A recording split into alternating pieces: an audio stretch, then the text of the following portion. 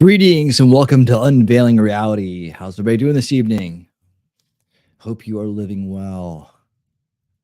Tonight we got a great episode for you. It's going to be packed with information. It's one of my favorite topics. It's one I've been promoting for years, and long before it became popular, which is I'm really thankful that it has become popular because it is some of the most important information anyone in this day and age can ever have about how things work. And there's my VIPs in the front row. We got Shelly Loves the Trailer over on Rumble. Yeah, that was a good one. Hey, cool gamer. How you doing? And Jacob Peets. Hello, sir. How you doing? How you been doing, man? How you been doing? I haven't seen you too much here and there. You've been busy, huh? I'm glad that you're here tonight because this is key information that you are going to love. And we're going to pack it all into one night. We're going to see the full Yuri Bezmenov. And there's Daisy. How you doing? Interview with a G. Edward Griffin. Two guys who are very important to the channel together from back in the day. It was actually G. Edward Griffin that discovered Yuri, or actually put him on the map, I would say. And we're also going to see the practical, basically classroom exercise of explanation by Yuri to a group of people that break down ideological subversion to its core, like exactly how it works, the mechanics of it, what the purpose of it is, and so on. And then after that, I'm going to give you a little bonus content that goes beyond a little bit beyond the Yuri stuff, but from the Yuri stuff, and talks about the origins of the mechanism itself, not just how it was implemented, but how it's continually being used and where it came from, the origins of it, if you will. So you guys are going to be well educated by the end of the night on this topic, and why it's so important is, like I put it on the thumbnail, it's the real red pill. It really is. It's the one that when you get this, your whole world changes. You can see through all the veils. Well, you can see through the veils much better. Like you understand the mechanisms that are in things that you see. You see the subversive elements at work, at play, what the purposes are. And I'll be explaining that as we go along. Hey, and yeah, how you doing? Yep. And I will have some closed captions on as well. So for these, so should be listening, but other people might be watching and reading. Jacob says, so it's been all right, been around, but lurking, spending time with the kiddo and wife, very important. Looking at a possible promotion, so it's brought up a lot of discussions about life changes, housing, cars, finances, etc. Oh, well, get the money first. Get it first, then do all that. Hey, Wolfram, how you doing? So happy that you're here. All right, man, you picked a good one. I'm telling you guys, stick with me through this whole night, and you will be in a new place by the end of it. I guarantee that. Especially if you haven't seen this before. I should actually put a poll out right now. Who has seen this information in the past? And it's always good to do a refresher on this, by the way. It's a lot of information. And even if you had seen it in the past, when you rewatch it, you remember and you learn more. And you see things maybe you didn't see the first time. So who has seen Yuri content before? Let's see. Okay, I can't really put who as a question, can I? Have you? Okay, how about that? Have you seen the Yuri content before? Okay, so I'm going to add this to this. And there goes the poll. The poll is out for what it's worth. And make sure I remember to end that poll at some point. Yeah, but it's so critical because I'm going to show you why. Let me go ahead and do something I haven't done in a while. Pull up the retrospective board, and this is hopefully I got some new people watching as well. I've been stopping by a few other places and inviting people to come to the show, and I was seeing where they're at in their journey of awakening. And hopefully, I'll have one of those people on this Saturday. I'm working on a guest for this Saturday who has a similar channel, and is talking about these issues, but may have never heard my take on things and where it comes from. Of course, as you know, I've been doing this for decades. Come from the you know a background of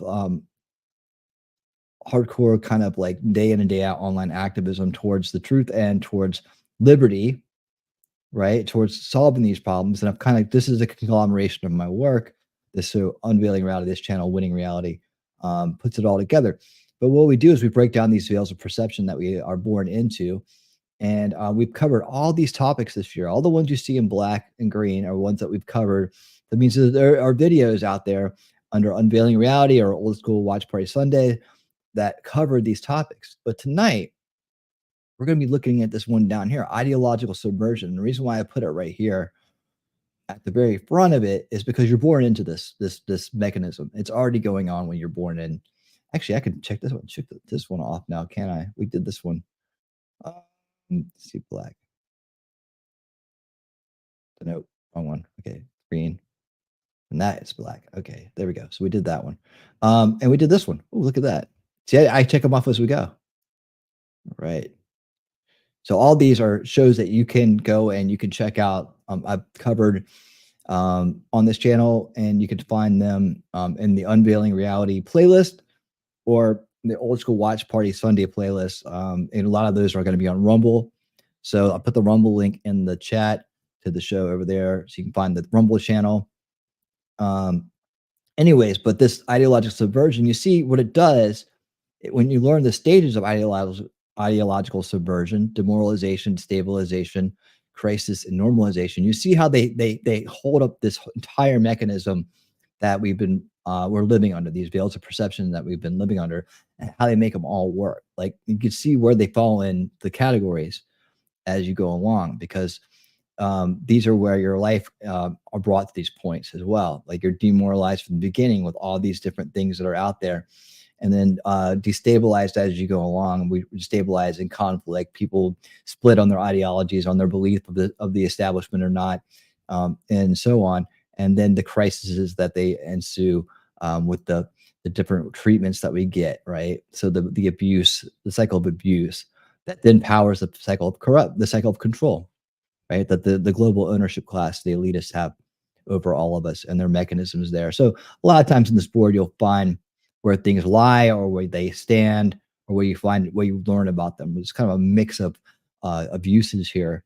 But to understand these veils is to understand that just getting away from the establishment narrative isn't enough in this world. Like they've already planned that some people will fall out of this narrative, and they've already made these pitfalls for us. It's about getting beyond these conspiracies narratives, the alternative narratives, to see through it, which we do. We do it on shows like Unrig the Game, and where we're talking about the control oligarchs and the real monsters in our society that are sitting out right in front of us. They're not hiding. They're in some kind of back room somewhere.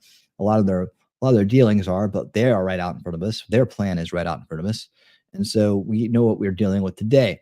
In addition to that, what we do is we also look at long-term solutioning, this thing we call solution culture. Like, how are we going to fix this for the real, for the long term, so that they cannot again exploit a freedom system like we have here, a liberty minded system, because we do have a lot of exploits when you have an open society, right? You do have a lot of exploits.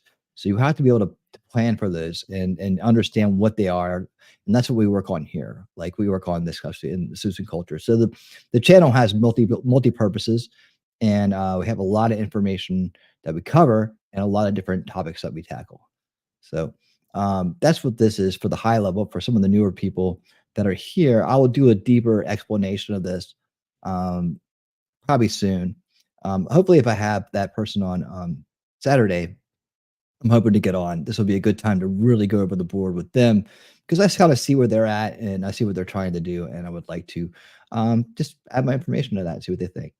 And you can see here too in these blocks, right? These veil blocks, that by having control of language, you can maintain power. You can, by having the control of language, you can manufacture division, right? You can craft the narratives. By having this maintenance of power, you can continue to manufacture dysfunction in society to create the need for your omnipotence guidance, your you're sitting above everybody, believing that you can tell the world how to be, and you have all the answers for them. Like that's this elitist mindset they have. They're superior, and therefore their way must be the way, and they have the power, so they can maintain this broader mechanism, these cycles, right, that continue to have humanity born into an enslavement type of racket here.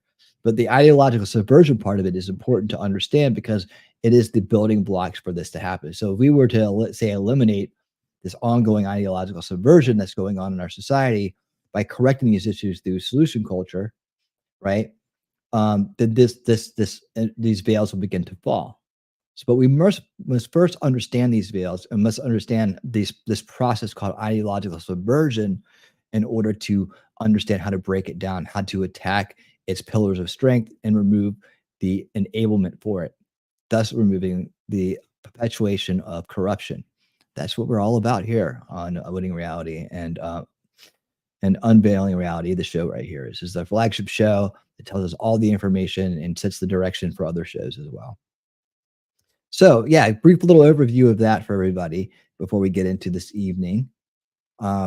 Hey, there's T-Rex Trucking and Mole. What's up? You're just in time. You've seen the board before, so you're just in time. Man, you're gonna enjoy this content tonight. What are you doing tonight, T-Rex? Are you driving? Are you parked? What are you doing? Let everybody in the crowd. The crowd wants to know what's going on. Yeah, you're right, Wolfram. They don't even hide it anymore. And for the most part, they can't. They've always kind of, people say that there's this idea that they're telling us this, they're telling us that. They can't tell it. They can't really just like.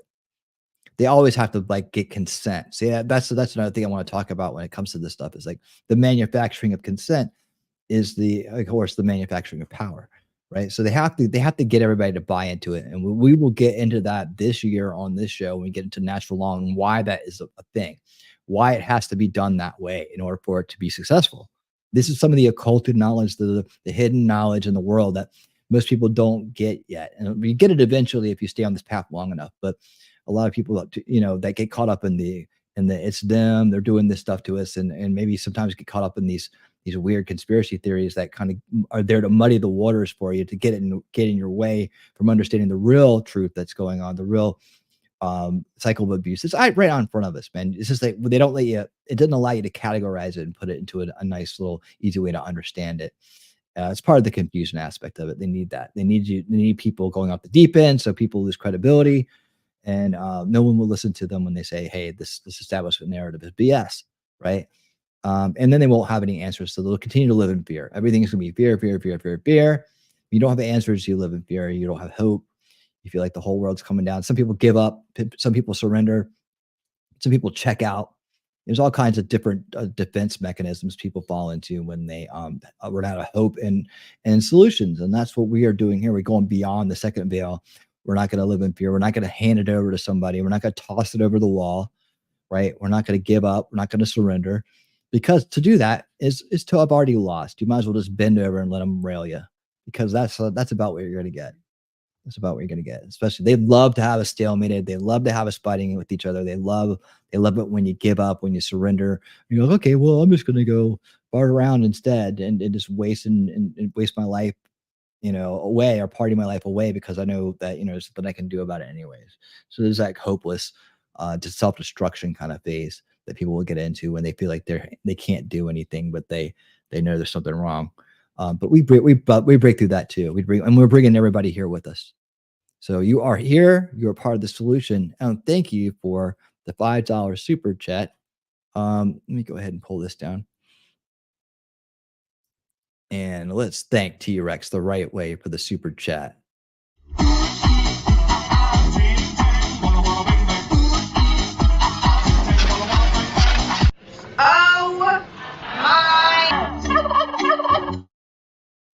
All right. I'm driving to Texas as is we the convoy. I will try my best to go live with Winning. If he wants, it will be awesome. Yes, I do want to do an 18-wheeling across America with you, TX. So let's do it. Let's talk about it maybe after the show or something. Let's arrange it and get it going. Guys, if you haven't seen me and T-Rex US stream together, it's a lot of fun. We have a lot of fun. But anyways, guys, I'm excited. We got a lot to go through tonight. I just kind of wanted to throw this out there and make sure that you guys remembered the board because I hadn't brought it up in a while. Kind of whet the appetite of maybe some of the newer people new to the channel that don't know this is what it's all about here, and all the work that I put into it, and all the time that we spent together since we started the channel going over these topics. And we've gone over a lot of them, and I'm really proud of the fact that we've done this. So much work on this, so much work on it. But I'll deeper dive on it if I can get the person I want to come on this Saturday. And let's remember, every day, the establishment never lets a crisis go to waste. Neither do conspiracy grifters. However, both produce mind control victims equally. So we're not falling for any of this BS. We're seeing beyond the veils to the solutions. Let's go. Let's go. All right. Yuri is the real red pill. And Yuri is fundamental in what I just showed you. Like his information, understanding this mechanism has opened my mind up and made it possible for me to even fathom what I put together here. Like I can't tell you in enough words how much this information I'm going to show you tonight did for me. Now, I'm going to warn you that it can feel it's a weird feeling. Scott Free Freedom. What's up, buddy? How's it going? I like what you're doing over there with the Maple Leaf guys, man. I like that. I like your setup you guys got going on. So we have to talk about that sometime. I'm really curious about how that's working. But you see, you got your buddies in Canada all together, and it looks like you guys are all sharing a StreamYard or something, and then anybody can go live, and then you're multi-streaming to I don't know how many platforms at a time. That's awesome, dude. That's awesome, guys. Scott Free Freedom's my buddy. He's got a channel. Check him out. He's the Canadian arm of the resistance, right there, my man. He's awesome. So when I can catch a show, I go over there and catch it and chime in and say hello. But yeah, they're tackling it from the Canadian side for us. Our brothers in the Great White North doing the good work up there, doing the good work. I'm glad you're here for this, Scott. I hope you stick around because this one's key. If you get this information, man, you get so much. You'll see it in your country as well. You'll see how it's been implemented in your own country, what you've been dealing with your whole life through this process, and I hope you'll stick with us through it all. I think you'll really enjoy it. And feel free to restream it on your own channel if you want to as well, because this is going to be a giant education for people. Like I said last week, there's one video this year I really want so far that I've made that I really want everybody to see. It's the immigration, southern border invasion video. But if there's one big education I would hope everybody gets, it's this ideological subversion education, because this will key, man, it works on its own. It works on its own, and it just it starts to it lets you see things in the world that you probably haven't noticed before, and suddenly you're gonna be like, wow, it's all around me. Absolutely, buddy. Absolutely. It's all, it's like it's all around me. And like I describe ideological subversion or subversion itself as a clear film on everybody's skin that you don't see it, but there's this film in there. And it's like, oh, get off of me. Right. That's ideological subversion. Like it's really that ingrained into everything. So without further ado, here's how we're going to start. What we're going to start with is an interview, a full interview with Yuri Bezmenov and G. Edward Griffin. This is the original one, right? This is the big interview that he did. We're going to do a couple things. We're going to play it a little fast. We're going to play it at we'll start with 125, and I feel like it can be sped up a little bit. I will, but I don't want it to blow past people. Yuri's very entertaining. He's very charming. So you won't be bored. I swear you on that. When I started watching this, I couldn't stop watching. So, and then we're going to watch the classroom setting next, where he breaks down each thing individually and gives you the real deep dive education. Like, as I said, at the end of that, and I'm going to show you that the root applications of this stuff, how it's still going on today. Like a lot of people, the big blocker on this for people is like, well, that he's just talking about what the Russians did and blah, blah, blah, blah. He's giving you a perspective on it from the KGB. Yeah, he is. But that doesn't mean that it's not still going on today. You can still see all the elements happening today. Like, so what carried it on? There had to be more than just the KGB and the USSR, because they're not there anymore, right? But yet it still continues today. So you find yourself asking questions like, well, maybe it's China. Well, maybe it's this, maybe it's that. Maybe it's many different things, because with this structure in place, all you have to do is snap into the program. right? You snap it into the program and it kind of recycles itself over and over again. As Yuri's going to explain, he'll do a much better job than I'm doing right now. But guys, I'm excited about this. Let's get going. We're going to do it on big screen tonight like this. Get closed captions in there for everybody who needs them. And guys, I'm excited. Without further ado, from 1984, the interview with G. Edward Griffin and Yuri Bezmenov, Ideological Subversion, aka Psychological Warfare, How to Brainwash a Nation. Here we go. My father was, he's on the left here, my father was officer of the General Staff of the Soviet Army. He was inspector of land forces, Soviet troops stationed in countries like Mongolia, Cuba, East European countries. This is the picture taken at the entrance of my Institute of Oriental Languages. It's a part of Moscow State University.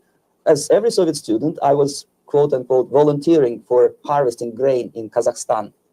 By the end of my training in school, I was recruited by the KGB. This picture was taken on that day, and you can see again how happy it feels to be recruited by the KGB. Pay special attention to number of bottles on the table. One of my functions was to keep foreign guests permanently intoxicated the moment they land at Moscow airport. In 1967, the KGB attached me to this magazine, Look magazine. A group of 12 people arrived to USSR from the United States to cover the 50th anniversary of October Socialist Revolution in my country. From the first page to the last page, it was a package of lies.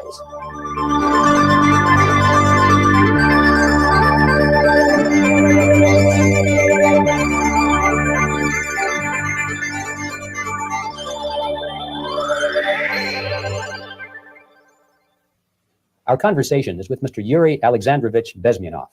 Mr. Bezmenov was born in 1939 in a suburb of Moscow. He was the son of a high-ranking Soviet Army officer. He was educated in the elite schools inside the Soviet Union and became an expert in Indian culture and Indian languages. He had an outstanding career with Novosti, which was and still is, I should say, the press arm or the press agency of the Soviet Union. It turns out that this is also a front for the KGB. One of his interesting assignments was to brainwash foreign diplomats when they visited Moscow. And he'll tell us a little bit about how they did this and how they planted information which eventually wound up in the press of the free world.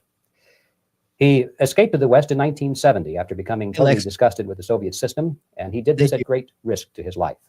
He certainly is one of the world's outstanding experts on the subject of Soviet propaganda and disinformation and active measures. Mr. Bezmenov, I'd like to begin by having you tell us a little bit about some of your childhood memories. Well, the most vivid memory of my childhood was Second World War, or to be more precise, the end of the Second World War, when all of a sudden, United States, from a friendly nation, which helped us to defeat Nazism, turned overnight into a deadly enemy.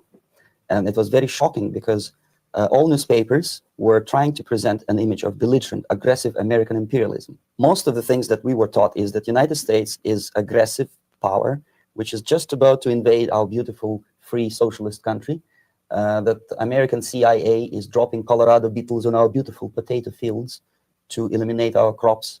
And each schoolboy had a picture of Colorado bug on the back page of his notebook. And we were instructed to go into collective fields to search for those little Colorado bugs. Of course, we couldn't find any. Neither we could find many potatoes. And that was explained again by the encroachments of the decadent imperialist power. The anti-American paranoia, hysteria in the Soviet propaganda was to of such a higher degree that many less skeptical people or less stubborn would really believe that the United States is just about to invade our beautiful motherland, and some secretly hope that it will come true. That's interesting. Yes. Well, getting back to life inside the Soviet Union or inside communist countries in general, in this country, at the university level primarily, we read and hear that the Soviet system is different from ours, but not that different, and that there is a convergence developing between all of the systems of the world, and that really doesn't make an awful lot of difference what system you live under because you have corruption and dishonesty and tyranny and all that sort of thing. From your personal experience, what is the difference between life under communism and life in the United States? Well, life is obviously very much different for simple reason that the Soviet Union is a state capitalist economically. It's a state capitalism where an individual has absolutely no rights, no value. His life is nothing. It's just like an insect. He's disposable. Whereby in the United States, even the worst criminal is treated as a human being. He has a fair trial, and some of them capitalize on their crimes. They publish their memoirs in their prisons and get handsomely paid by your crazy publishers. The differences of course, in the daily life are very various, depending on who we are talking about.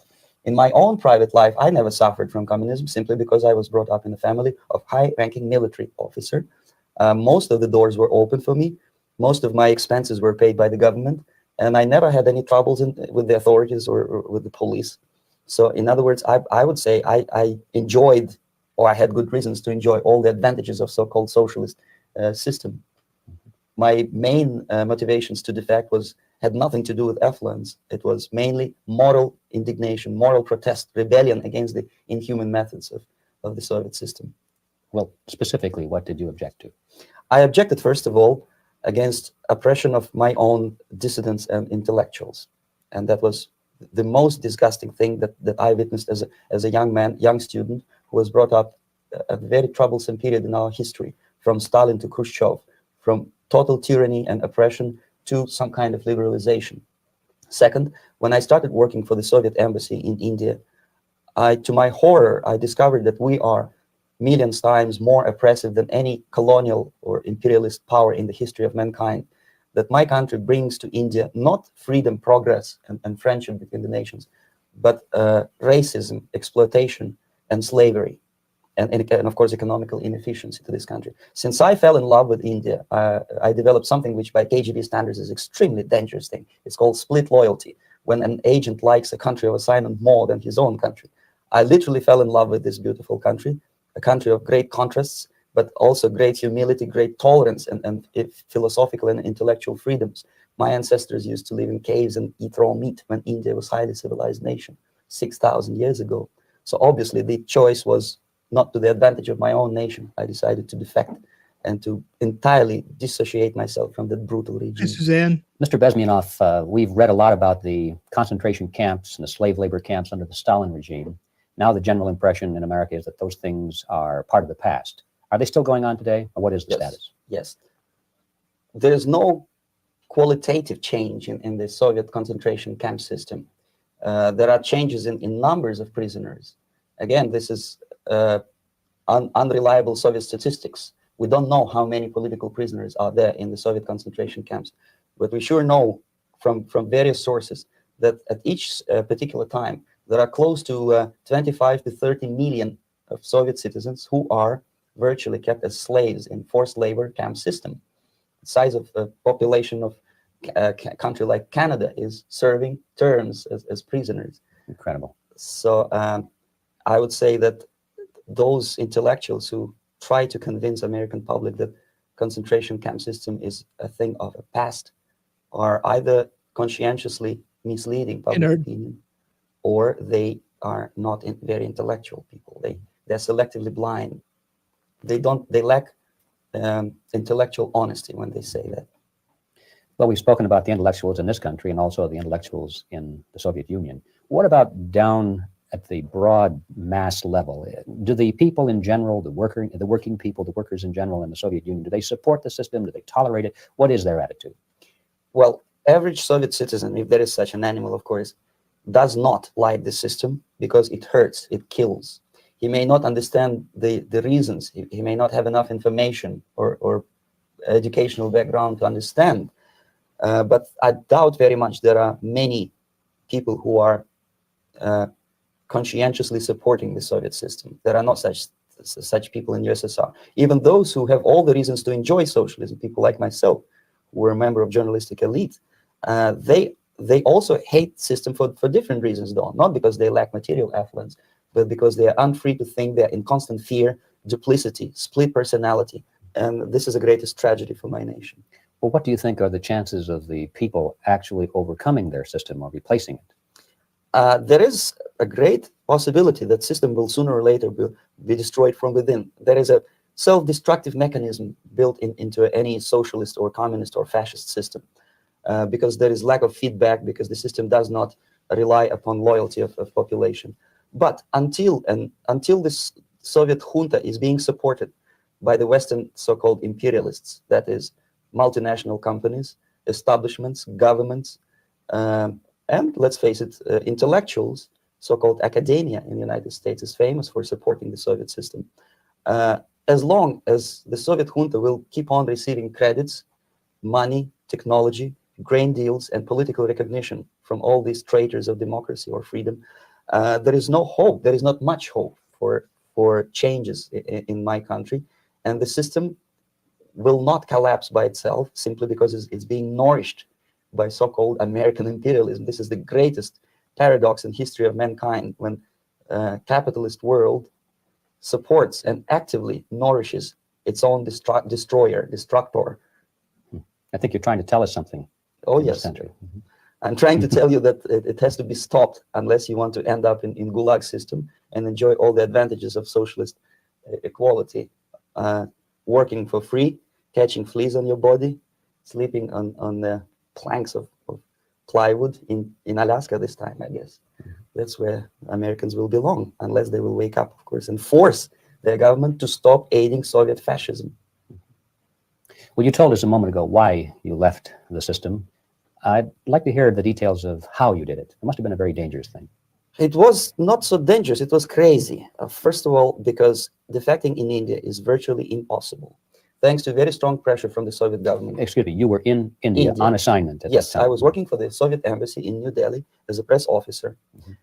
And defecting for a Soviet diplomat is next to impossible. It's a suicide, as I said, because a great friend, Indira Gandhi, pushed a law through parliament which says, and I quote, "No defector from any country has a right of political asylum in any embassy on the territory of Indian Republic," which is a masterpiece of hypocrisy. No other defector but the Soviet one needs a political asylum. So knowing that perfectly well, I planned a craziest possible way to defect. I studied counterculture in India. There were thousands of young American boys and girls with no shoes, long hair, smoking hash and marijuana, studying sometimes Indian philosophy, sometimes simply pretending that they studied. And they greatly annoyed Indian police, and they were laughing stock of Indians because obviously they were good for nothing students. I studied carefully where they congregate, what routes they travel, what language they speak, what do they smoke. And one day I simply joined a group of hippies to avoid detection of Indian police. I was dressed as a typical hippie with blue jeans, long camise shirts with all kind of nice decorations like beads, long hairs. I bought a wig because for several weeks I had to turn myself from a conservative Soviet diplomat into a very progressive American hippie. And that was the only way that I could avoid detection. It was very interesting experience, but it was necessary because from my own knowledge as a member of Soviet embassy staff, I knew that there were many cases when Soviet defectors were betrayed by Indian police, and also some Western embassies played a very dirty role in betraying the Soviet defectors. According to our information, they were some, I wouldn't call them double agents, but simply immoral people working for this for the United States embassy, and confiding in people like this would be a suicide. So I had to be extremely careful. I could not trust anyone, and that was the reason for such a crazy way to defect. Well, had you been caught in the act of trying to get out, what would have happened to you? Oh, most likely I would end up in concentration camp, or depending on the situation and on the whim of some bureaucrat in KGB, maybe even executed. This is normal practice, quietly, of course, not publicly. But that would be the end of my defection, of course. Well, when did you finally make it to the United States? In 1970, after about 6 months of debriefing in Athens by the CIA, and I presume FBI too, they let me go first to Germany, then to Canada. That was my decision. I had to change my identity to protect my family and my friends in USSR. And also, I was a little bit paranoid, knowing that both Soviet KGB and probably some double agents within the American system may be after me. So I wanted to settle down as far away as possible. I requested CIA to give me some kind of new identity and just let me go on my own. And I settled in Canada. I was a student.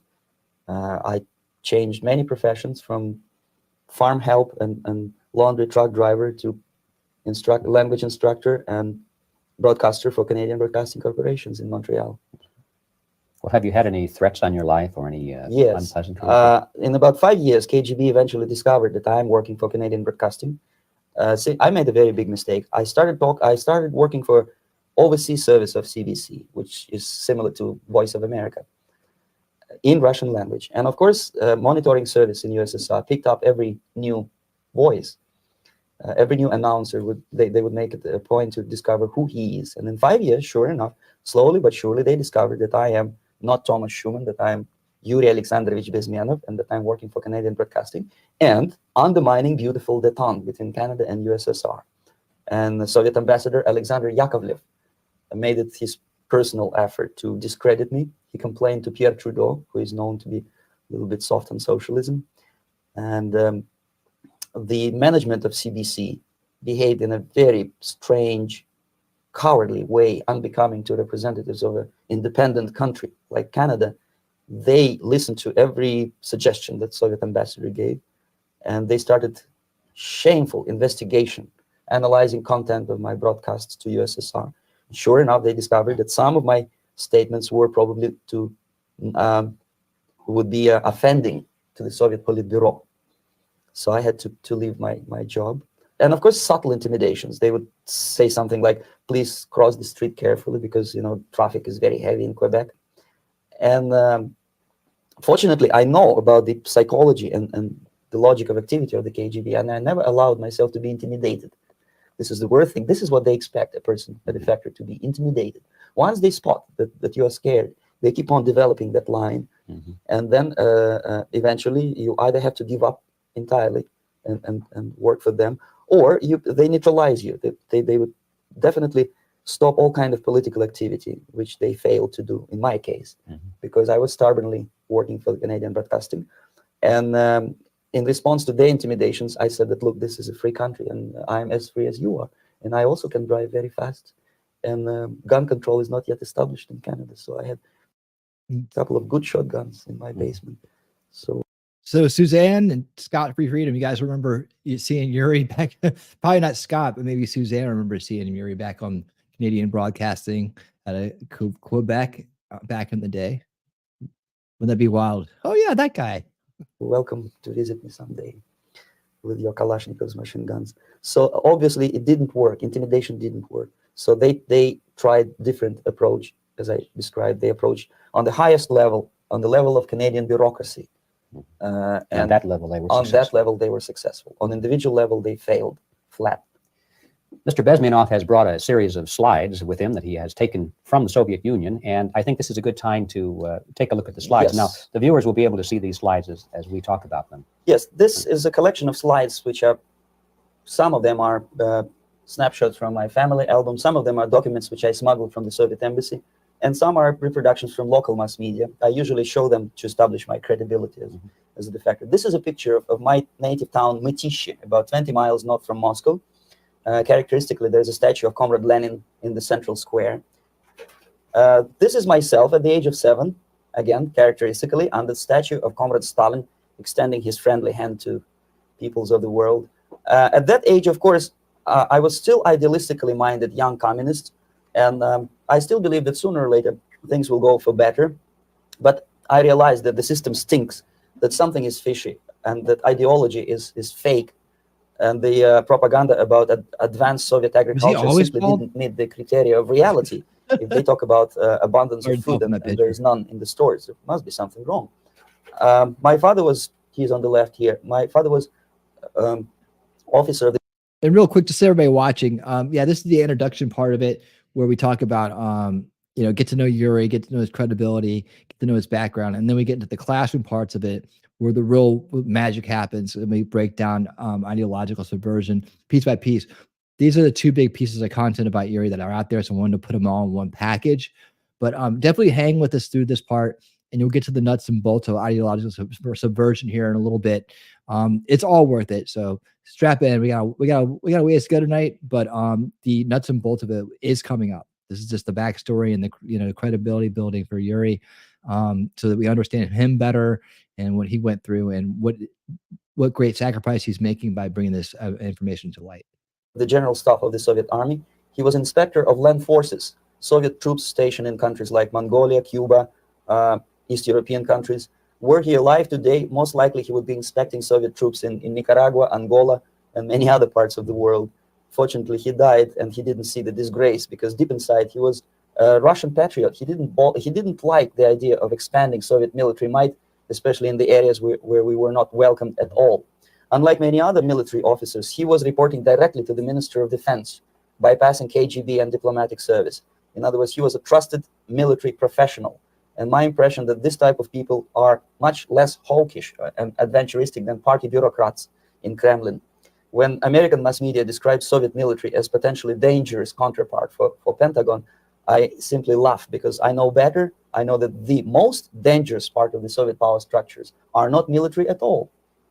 Most likely, if they come to power in my country, they'll be more sensible negotiators for nuclear disarmament and withdrawal of the Soviet troops from many parts of the world. But if someone from the party structure or the KGB structure were to give the orders for military they have to intervention, obey, they would yes, follow. because they are professional military. But you see, the triangle of power and hate in USSR is the party at the top, the party elite, the oligarchy of the party, then the military, and the KGB at the bottom. They hate each other. And the most hated triangle, the most hated corner of the triangle is the Communist Party bureaucrats.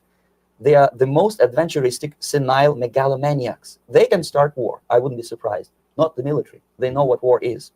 At least my father did. This is the picture taken at the entrance of my Institute of Oriental Languages. It's a part of Moscow State University.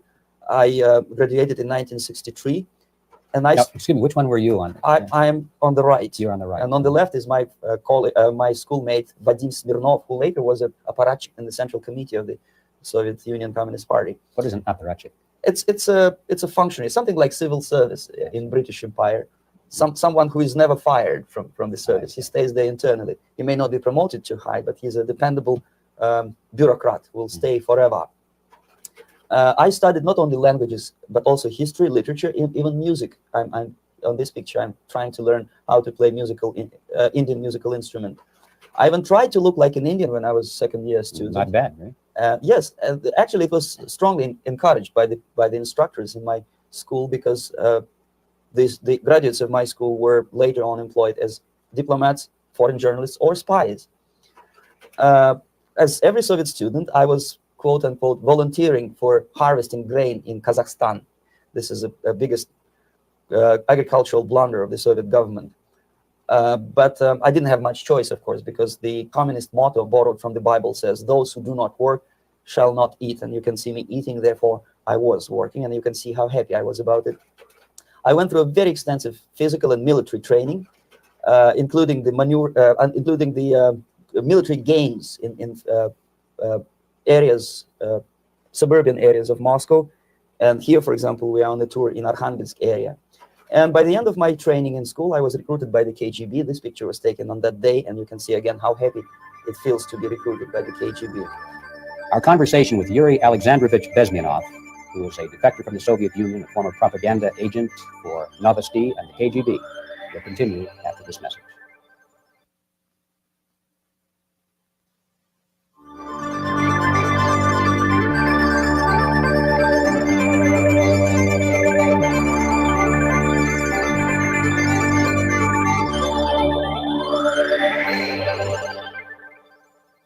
All right.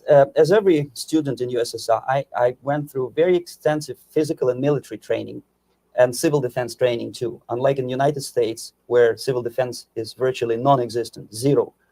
In USSR, every student, whatever is major subject, has to go through very extensive 4-year military and civil defense training. You can see me here with a group of students during one of the war games near Moscow. The main idea, of course, is to prepare huge reserve army of the USSR. Each student has to graduate as a junior lieutenant. In my case, it was administrative and military intelligence service. My first assignment was to India as a translator with the Soviet Economical Aid Group, building refinery complexes in Bihar state and Gujarat state. At that time, I was still naively, idealistically believing that what I was doing contributes to the understanding and cooperation between the nations. It took me quite a number of years to realize that what we were bringing to India was a new type of colonialism, 1,000 times more oppressive and exploitative than any colonialism or imperialism in history of mankind. But at that time, I was still hoping that, well, maybe it's not that bad, could be worse, and things may go for better. And I even tried to implement the beautiful Marxist motto, proletarians of all the countries unite, I tried to unite with a nice Indian girl, and I was fascinated by Indian culture, by the family life in this country. But obviously, Communist Party had different plans for my genes, so I had to marry this beautiful Russian girl. In the span of my career, I married 3 times. Most of these marriages were marriages of convenience, on advice from the Department of Personnel. This is normal practice in USSR. When a Soviet citizen is assigned to a foreign job, he has to be married, either to keep family in USSR as hostages, or if it's a convenience marriage like mine, so that the husband and wife are virtually informers on each other to prevent defection or contamination by decadent imperialist or capitalist ideas. In my case, I hated that girl so much that the moment I landed in Moscow, we were divorced, and I married later, second time. By the end of my first assignment in India, I was promoted to the position of public relation officer. You can see me here translating a speech by a Soviet boss. And you're on the right. I'm on the right here, yes. And the occasion was commissioning of the refinery complex in Bihar, Barauni. Back in Moscow, I was immediately recruited by Novosti Press Agency, which is a propaganda and ideological subversion front for the KGB. 75% of the members of the Novosti are commissioned officers of the KGB. The other 25 are, like myself, co-opted agents who are assigned to specific operations. In this particular case, you can see me talking to students of Lumumba Friendship University in Moscow. So think about that real quick in comparison to establishment media here in the US, right? We kind of maybe smooth over the idea or don't consider the depth of the infiltration of those organizations by our own intelligence agencies for that purpose. Say, well, no, not in America. No way. Yet, we see inklings of that with Operation Paperclip and so on. Or did I get that one wrong? I always get them mixed up. The Paperclip? It sounds like it should be. All right. All right. Mockingbird. Yes, Mockingbird. All right. Okay, that's right. Okay. So, anyways, yeah. So he's openly saying that 75% of Namaste was KGB. Take another look at your mainstream media bases that you see. You think that maybe aren't associated. Well, they wouldn't know the difference over there either, would they? Who was KGB and who wasn't? Who's CIA and who isn't? This is a huge school under the direct control of the KGB and Central Committee, where future leaders of the so-called national liberation movements are being educated and selected carefully. And some of them have this, for example, is a group of students from Lumumba. They don't look like students at all. They look more like military, and that's exactly what they were.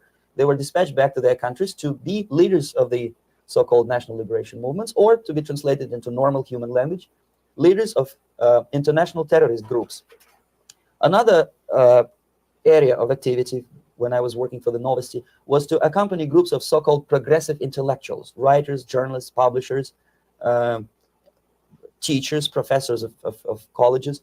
You can see me here in Kremlin. I'm second on the left, with a group of Pakistani and Indian intellectuals.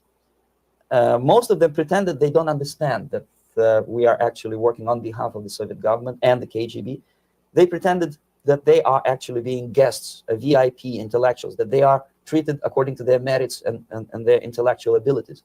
For us, they were just a bunch of political prostitutes to be taken advantage for various propaganda operations. Therefore, you can see perfectly well the senior colleague of mine on the left doesn't really have that much respect on his face, and myself with a very skeptical smile, typical KGB sarcastic smile, anticipating another victim of ideological brainwashing. This is how a typical conference in Novosti headquarters in Moscow looked like. Sitting in the middle is Boris Burkov, the then director of Novosti Press Agency, high-ranking party bureaucrat in the Department of Propaganda. I'm standing next to a famous Indian poet, Sumitranandan Pant. He was famous because he was an author. He was the author of a famous poem titled Rhapsody to Lenin. That's why he was invited to USSR, and everything was paid by the Soviet government. Pay special attention to number of bottles on the table. This is one of the ways to kill the awareness or curiosity of foreign journalists. One of my functions was to keep foreign guests permanently intoxicated the moment they land at Moscow airport. I had to take them to the VIP lounge and toast to friendship and understanding between the nations of the world. Glass of vodka, then a second glass of vodka. And in no time, my guests would be feeling very happy. They would see everything in kind of pink, nice color. And that's the way I had to keep them permanently for the next 15 or 20 days. At a certain point in time, I had to withdraw alcohol from them so that some of them who are the most recruitable would feel a little bit shaky, guilty, trying to remember what they were talking last night. That's the time to approach them with all kind of nonsense, such as joint communique or statement for Soviet propaganda. That's the time they are the most flexible. And of course, what they didn't understand, they didn't realize or pretended not to realize, that myself, who was drinking together with them, was not drinking at all. I had ways to get rid of alcohol through various techniques, including special pills, which were given to me by my colleagues. But they were taking it seriously. In other words, they would consume quite a large volumes of alcohol and feel quite uneasy next morning. In 1967, the KGB attached me to this magazine, Look magazine. A group of 12 people arrived to USSR from the United States to cover the 50th anniversary of October Socialist Revolution in my country. From the first page to the last page, it was a package of lies, propaganda cliché, which were presented to American readers as opinions and deductions of American journalists. Nothing could be far from truth. These were not opinions. They were not opinions at all. They were the clichés which the Soviet propaganda wants American public to think that they think. If it does make any sense at all. It sure does, because from the viewpoint of the Soviet propaganda, although there are some subtle criticisms of the Soviet system, the basic message is that Russia today is a nice, functioning, efficient system supported by majority of population. That's the biggest lie. And of course, American intellectuals and journalists from Look magazine elaborated on that untruth in various different ways. They intellectualized that lie. They found all kinds of justifications for telling lies to American public. Excuse me, it was partly your job to make sure that they got these ideas, yes, and accepted them as their own ideas. Right. Actually, even before they arrived to USSR, and they paid astronomical sum of money for that visit, they were submitted, this Novosti Press agency developed so-called backgrounders, 20-25 pages of information and opinions, which were presented to the journalists even before they bought their tickets to Moscow. They had to analyze the situation, and judging on their reaction to that backgrounder, the local Novosti representative or local Soviet diplomat in Washington, D.C. would assess whether they be given visa to USSR or not. So but they were selected ahead of yes, time. they were pre-selected very carefully, and there's not much chance for honest journalists to arrive to USSR and to stay there for 1 year and to bring this package of lies back home. This, for example, is a centerfold of the Look magazine. They presented this monument erected by Communist Party in Stalingrad as the symbol, personification of Russian military might. And they said in the article, which is published on the site, that Soviets are very proud of the victory in the Second World War. This is another big myth, a lie. No sensible people would be proud to lose 20 millions of their countrymen in a war which was started by Genoese Hitler and Comrade Stalin and paid by American multinationals. Most of the Soviet citizens look at this type of monuments with disgust and sorrow, because every family lost father, brother, sister, or child in the Second World War.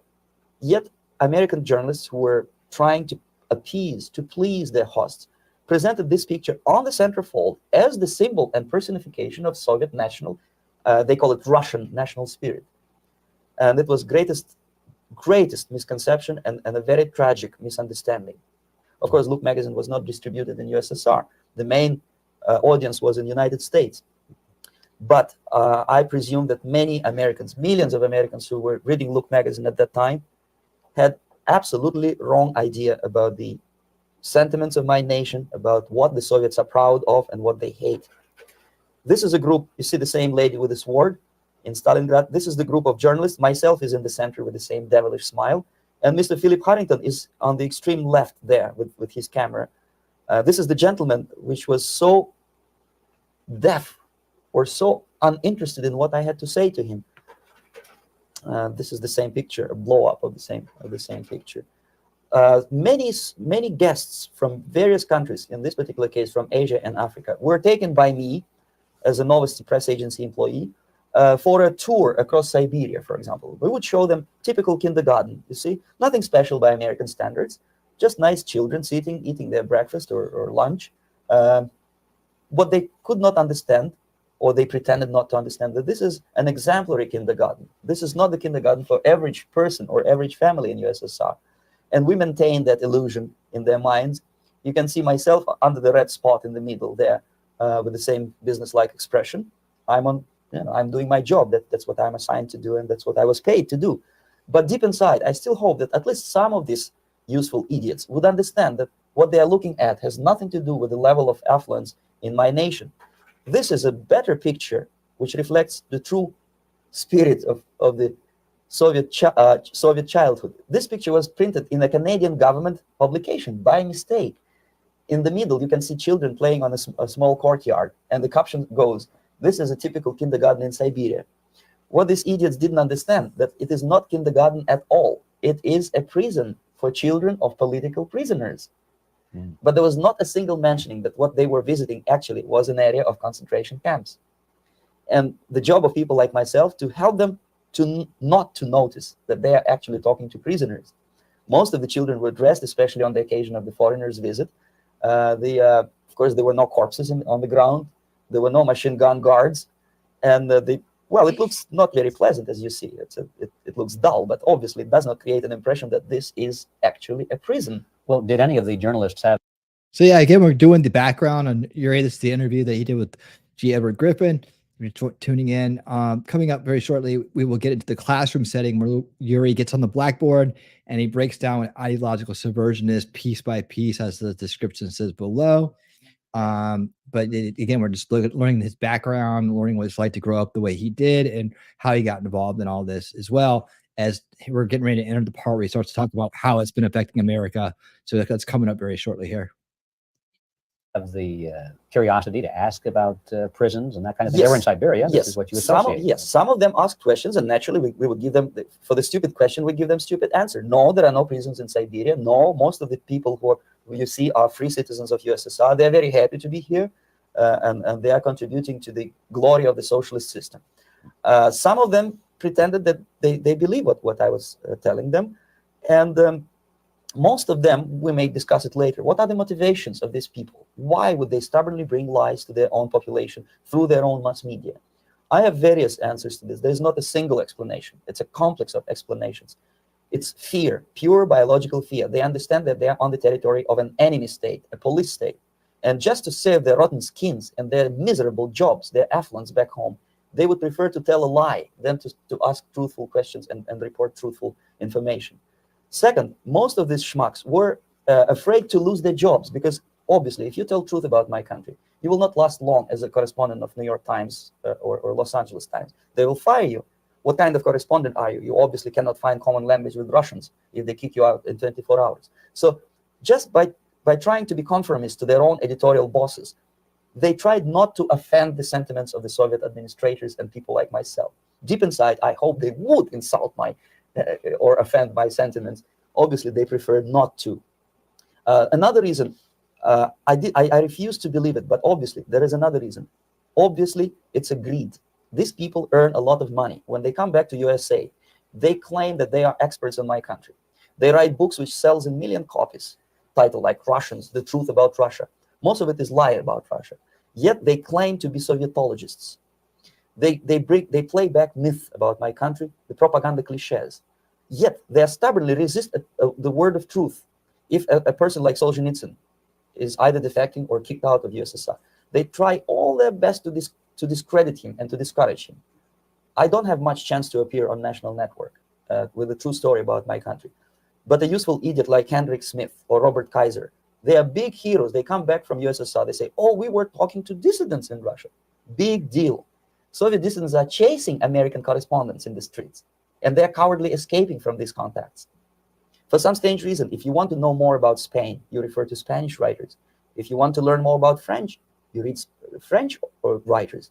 Even about Antarctica, I bet you would read Penguins. Only about the Soviet Union, for some strange reason, you read Hendricks and Schmendricks and all kinds of Kissingers, because they claim that they know more about my country. They know nothing, or next to nothing, or they pretend that they know more than they actually do. I would say they are dishonest people who lack integrity and common sense and intellectual honesty. They bring back all kinds of stories like that. A kindergarten in Siberia. Omitting the most important fact, it's a prison for children of political prisoners. Another greatest example of monumental idiocy of American politicians. Edward Kennedy was in Moscow, and he thought that he is a popular, charismatic American politician who is easygoing, who can smile, dance at the wedding in Russian palace of marriages. What he did not understand, or maybe he pretended not to understand, that actually he was being taken for a ride. This is a staged wedding, especially to impress foreign media or useful idiots like Ed Kennedy. Most of the guests there, they had security clearance, and they were instructed what to say to foreigners. This is exactly what I was doing. You can see me in the same damn wedding palace in Moscow where Ed Kennedy was dancing here. You see, smiling. He thinks he's very smart. From the viewpoint of Russian citizens who observe this idiocy, he's narrow-minded, egocentrical idiot who tries to earn his own popularity through participation in propaganda farces like this. Here you can see myself. On the right, again, exemplary Soviet bride. On the left, 3 journalists from various countries, Asia, Africa, and Latin America. Obviously, they enjoying the situation. They will go back home and write the reports. We were present on a regular Soviet wedding. They were not present on a regular Soviet wedding. They were present. They were part of a farce, of a circus performance. Another thing which I had to sometimes risking my life to explain to foreigners. Time magazine, for example, is very critical of South African racist regime. The whole article was dedicated to the shameful internal passport system where blacks are not allowing to live with whites. For some strange reason, for the last 14 years since my defection, nobody wanted to pay attention to my passport.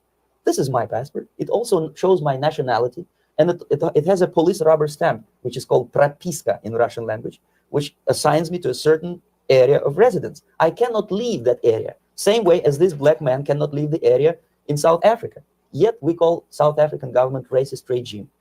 Not a single Jane Shmonda or Fonda is brave enough, courageous enough to come to media and say, look, this is what happens in USSR. I send a copy of my passport to many American liberals and civil rights defenders and all the other useful idiots. They never bothered to answer me back.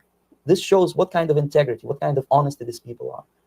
They're a bunch of hypocrites because they don't want to recognize a good example of racism in my country. This is the first stage of befriending a professor. You can see myself on the left with the same James Bond smile. On the right is my KGB supervisor, Comrade Leonid Mitrokhin, and in the middle, a professor of political science in Delhi University. The next stage would be to invite him to a gathering of Indo-Soviet Friendship Society. There he is sitting next to his wife before he is being sent to USSR for a free trip. Everything is paid by the Soviet government. He was made to believe that he is invited to USSR because he's a talented, sober-thinking intellectual. Absolutely false. He is invited because he's a useful idiot, because he would agree and subscribe to most of the Soviet propaganda cliché. And when he is coming back to his own country, he is going for years and years to teach the beauties of Soviet socialism to newer and newer generations of his students, thus promoting the Soviet propaganda line. The KGB was even curious about this gentleman. It may look innocent. Maharishi Mahesh Yogi, a great spiritual leader, or maybe a great charlatan and crook, depending on from which side you're looking at him.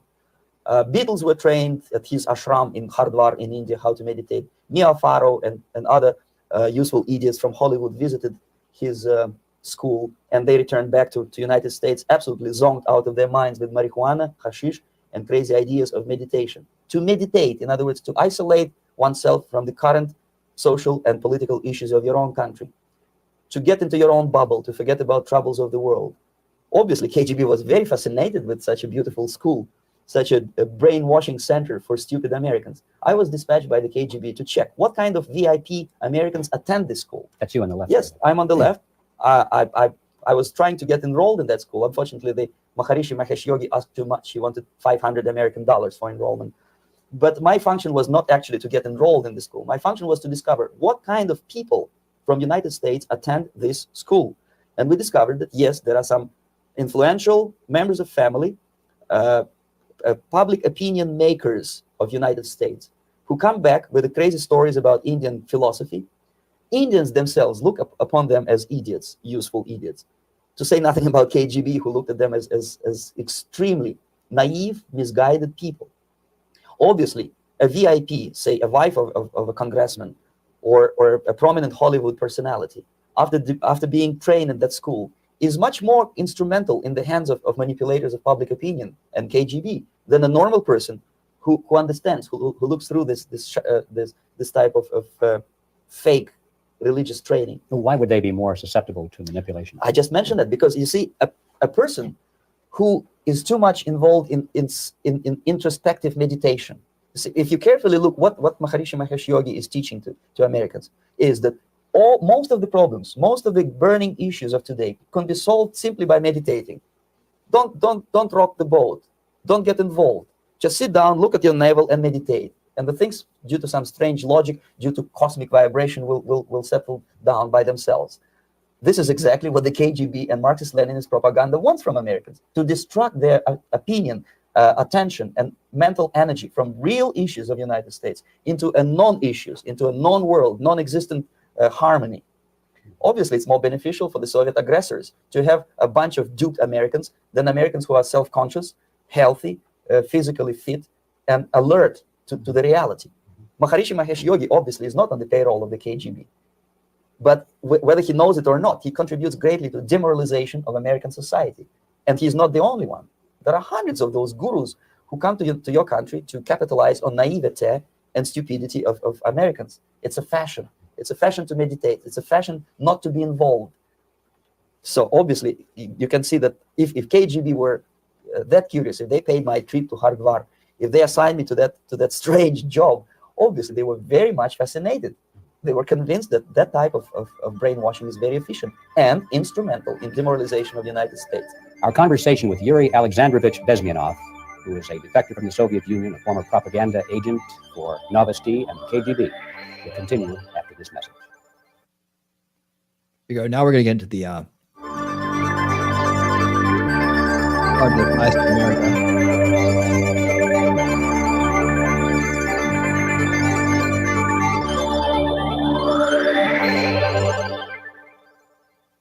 This picture shows the part of the building of USSR embassy, and my supervisors. On the left is Comrade Mehdi, an Indian communist, and on the right, Comrade Mitrokhin, my supervisors in the Secret Department of Research and Counter-Propaganda.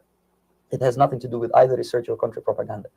Most of the activity of that department was to compile huge volume of information on individuals who were instrumental in creating public opinion.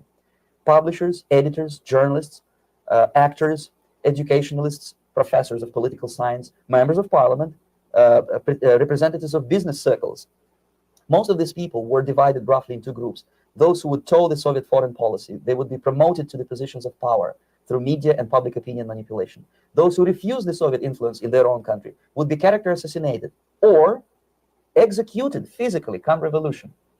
Same way as in the small town of Hue in South Vietnam, several thousands of Vietnamese were executed in one night when the city was captured by Viet Cong for only 2 days. And American CIA could never figure out how could possibly communists know each individual, where he lives, where to get him, and would be arrested in one night, basically in some 4 hours before dawn, put on a van, taken out of the city limits and shot. The answer is very simple. Long before communists occupied the city, there was extensive network of informers, local Vietnamese citizens, who knew absolutely everything about people who are instrumental in public opinion, including barbers and taxi drivers. Everyone who was sympathetic to the United States was executed. Same thing was done under the guidance of the Soviet embassy in Hanoi, and same thing I was doing in New Delhi. To my horror, I discovered that in the files where people were doomed to execution, there were names of... So like insert that today, right? So who, people who are censored and are canceled for not going off the establishment line, they're those who are promoted highly, and they're liked in the media, they're liked by politicians and whatnot, and those who are villainized and take the opposite route. So it's just a little bit different, less hard-handed, a little bit softer approach, but same results. Of pro-Soviet journalists with whom I was personally friendly. Pro-Soviet? Yes. They were idealistically minded leftists who made several visits to USSR, and yet the KGB decided that come revolution or drastic changes in political structure of India, they will have to go. What are you talking about, Bernie? Because they know too much. Simply because, you see, the useful idiots, the leftists who are idealistically believing in the beauty of Soviet socialist or communist or whatever system, when they get disillusioned, they become the worst enemies. That's why my KGB instructors specifically made the point, never bother with leftists. Forget about these political prostitutes. Aim higher. This was my instruction. Try to get into large circulation, established conservative media. Filthy rich movie makers, intellectuals, so-called academic circles, cynical, egocentric people who can look into your eyes with angelic expression and tell you a lie. These are the most recruitable people, people who lack moral principles, who are either too greedy or too suffer from self-importance. They feel that they matter a lot. And who's in charge today? These are the people who KGB wanted very much to recruit. But to eliminate the others, to execute the others, don't they serve some purpose? Wouldn't they be the ones you rely on? They serve purpose only at the stage of destabilization of a nation. For example, your leftists in United States, all these professors and all these beautiful civil rights defenders, they are instrumental in the process of the subversion only to destabilize the nation. When their job is completed, they are not needed anymore. They know too much. Some of them, when they get disillusioned, when they see that Marxist-Leninists come to power, obviously they get offended. They think that they will come to power. That will never happen, of course. They will be lined up against the wall and shot. But they may turn into the most bitter enemies of Marxist-Leninists when they come to power. And that's what happened in Nicaragua. You remember most of these former Marxist-Leninists were either put to prison or one of them split, and now he's working against Sandinistas. It happened in Grenada when Maurice Bishop was already a Marxist. He was executed by a new Marxist who was more Marxist than this Marxist. Same happened. Now, in America, right, you think that, okay, so if we can get people to realize they're being subverted, right, that they're being manipulated from birth, that this would have an effect similar, right? They would then become some of the most, bitter enemies, the most formidable enemies of the establishment, right? But the system here is so ingrained, and it's so well set up with technology and the ability to put people in these information ghettos that it's harder to do that these days. These people don't have that clarity, that moment of clarity, that awakening moment, right?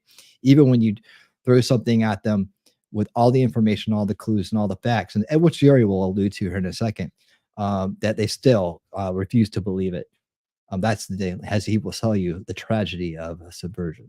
In Afghanistan, when first there was Taraki, he was killed by Amin, then Amin was killed by Babak Karmal with the help of KGB. Same happened in Bangladesh when Mujibur Rahman, very pro-Soviet leftist, was assassinated by his own Marxist-Leninist military comrades. It's the same pattern everywhere. The moment they serve their purpose, all the useful idiots are either be executed entirely, all the idealistically minded Marxists, or exiled or put in prisons, like in Cuba. Many former Marxists are in Cuba, in prison. So most of the Indians who were...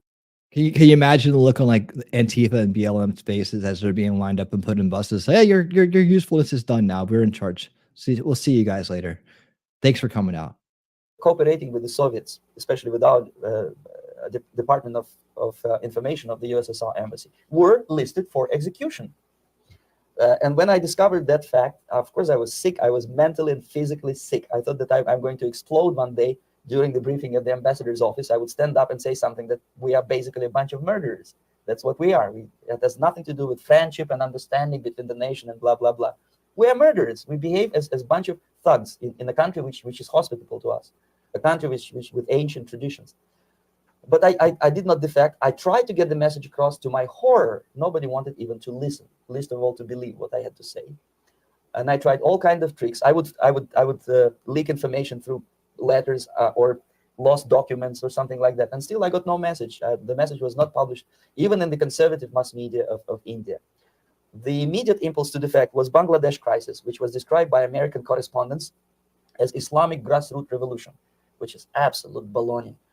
There was nothing to do with Islam, and there was no grassroots revolution. Actually, there are no grassroots revolutions, period. Any revolution is a byproduct of a highly organized group of conscientious and professional organizers, but has nothing to do with grassroots. In Bangladesh, it was nothing with grassroots. Most of the Awami League party members, Awami League means People's Party, were trained in Moscow in the high party school. Most of the Mukti Fauj leaders, Mukti Fauj in Bengali means People's Army, same as SWAPO and all kind of liberation armies all over the world, the same bunch of useful idiots. They were trained at Lumumba University and various centers of the KGB in Simferopol, in Crimea, and in Tashkent. So when I saw that Indian territory is being used as a jumping board to destroy East Pakistan, I saw myself, thousands of so-called students traveling through India to East Pakistan, through the territory of India, and Indian government pretended not to see what's going on. They knew perfectly well. The Indian police knew it. The intelligence department of the Indian government knew it. The KGB, of course, knew it. And the CIA knew it. That was most infuriating, because when I defected and I explained to the CIA debriefers they should watch out because East Pakistan is going to erupt any moment. They said I was reading too many James Bond novels. Anyway, so East Pakistan was doomed. One of my colleagues in the Soviet consulate in Calcutta, when he was dead drunk, he ventured into the basement to relieve himself. And he found big boxes which said printed matter to Dhaka University. Dhaka is the capital of East Pakistan. And since he was drunk and curious, he opened one of the boxes and he discovered not printed matter. He discovered Kalashnikov guns and ammunition in there. Anyway, it's a long story. When I saw the preparations for the invasion into East Pakistan, obviously I wanted to defect immediately. The only thing I couldn't at that time make up my mind when and where and how. One of the reasons, of course, you see, I was in love with India. I mentioned that before. I spoke the languages. I socialized with people. And I understood that I had to act fast unless I want this beautiful country to be permanently and irreparably damaged by our presence. One of the reasons not to defect was, as you can see, I was living in relative affluence. Who the hell in the normal mind would defect and do what? To be abused by your media, to be called McCarthyist and fascist and paranoid, or to drive a taxi in New York City? What for? What the hell for should I defect? To be abused by Americans, to be insulted in exchange for my effort to bring the truthful information about impending danger of subversion. As you can see, I was living in quite a comfortable conditions next to swimming pool, where Indians were not allowed, by the way. I was highly paid expert in propaganda. I had my family. I was respected by my nation. My career was cloudless. The third reason, how to defect with the family. To defect with a baby and a wife would be virtual suicide because according to law, that hypocritical law which I quoted before, the Indian police will have to hand me over back to the KGB, and that will be the end of my defection and probably my life. Again, I cannot smuggle my wife because she was not quite sure what I was doing. She was not that idealistically involved, and she was definitely not in the total picture of what I was doing for the KGB. She would be shocked if I put her in my van and drive her to the American embassy or elsewhere. That would be a greatest danger. So again, I had to defect in such a way that my defection would look as simple disappearance. And there were many cases like that when the Soviet agents simply disappeared, either killed in action or, thanks to their curiosity and their close contacts with radicals, some of them were killed by the Marxists, by the way. It happened in many African countries when the Soviet KGB were killed by Africans themselves, not because they hated Marxism-Leninism, but because they were simply trigger-happy bunch of unruly characters. If you give them a machine gun, they will shoot. And some of the Soviets obviously were not careful enough to protect themselves, and they got into embarrassing situations when they were shot at the crossfire between factions of so-called liberation movements. Anyway, so I decided, as I said, to study the counterculture. I decided this probably would be the best way to disappear. I socialized with characters like this on the left. You see, he's a barefoot American hippie. It took me quite a long time to study exactly what they were doing and how to mix with them. But eventually I did it. Most of Indian newspapers carried my picture and promise of 2,000 rupees for information about my whereabouts. But they were looking for the wrong person because they obviously tried to stop a young Soviet diplomat in white shirt and tie. And this is how I looked at the time of defection. Nobody could possibly think that a Soviet diplomat would be as crazy as to join a bunch of hippies. That's you. Yes, travel India and smoke hash. So I made it literally almost like a Hollywood-style detective story. From under the nose of the KGB in Bombay airport, I landed the plane and I flew to Greece, where I was debriefed by the CIA. That's basically that's all for my slides. We can turn off the projector, and that's very interesting. Well, you spoke several times before about ideological subversion. That is a phrase that I'm afraid some Americans don't fully understand. When the Soviets use the phrase ideological subversion, what do they mean by it? Ideological subversion is the process which is legitimate, overt, and open. You can see it with your own eyes. All you have to do, all American mass media has to do, is to unplug their bananas from their ears, open up their eyes, and they can see it. There is no mystery. There is nothing to do with espionage. I know that espionage, intelligence gathering, looks more romantic. It sells more deodorants through the advertising, probably. That's why your Hollywood producers are so crazy about James Bond type of thrillers. But in reality, the main emphasis of the KGB is not in the area of intelligence at all.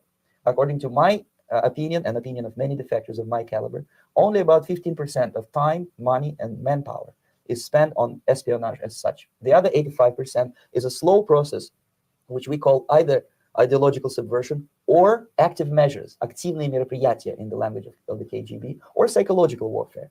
What it basically means is to change the perception of reality of every American to such an extent that despite of the abundance of information, no one is able to come to sensible conclusions in the interests of defending themselves, their families, their community, and their country. It's a great brainwashing process, which goes very slow, and it's divided in 4 basic stages. The first one being demoralization. It takes from 15 to 20 years to demoralize a nation. Why that many years? Because this is the minimum number of years which requires to educate 1 generation of students in the country of your enemy, exposed to the ideology of the enemy. In other words, Marxism-Leninism ideology is being pumped into the soft heads of at least 3 generations of American students without being challenged or counterbalanced by the basic values of Americanism, American patriotism. The result you can see. Most of the people who graduated in the 60s, dropouts or half-baked intellectuals, are now occupying the positions of power in the government, civil service, business, mass media, educational system. You are stuck with them. You cannot get rid of them. They are contaminated. They are programmed to think and react to certain stimuli in a certain pattern. You cannot change their mind, even if you expose them to authentic information, even if you prove that white is white and black is black, you still cannot change the basic perception and the logic of behavior. In other words, these people, the process of demoralization is complete and irreversible. To get rid of society of these people, you need another 20 or 15 years to educate a new generation of patriotically minded and common sense people who would be acting in favor and in the interests of the United States society. And yet these people who've been programmed and, as you say, in place and Yes. who are favorable to an opening with the Soviet concept, these are the very people who would be marked for extermination in this country? Most of them, yes, simply because the psychological shock when they will see in future what the beautiful society of equality and social justice means in practice, obviously they will revolt. They will be very unhappy, frustrated people. And the Marxist-Leninist regime does not tolerate these people. They will join the links of dissenters, dissidents. Yes. Unlike in present United States, there will be no place for dissent in future Marxist-Leninist America.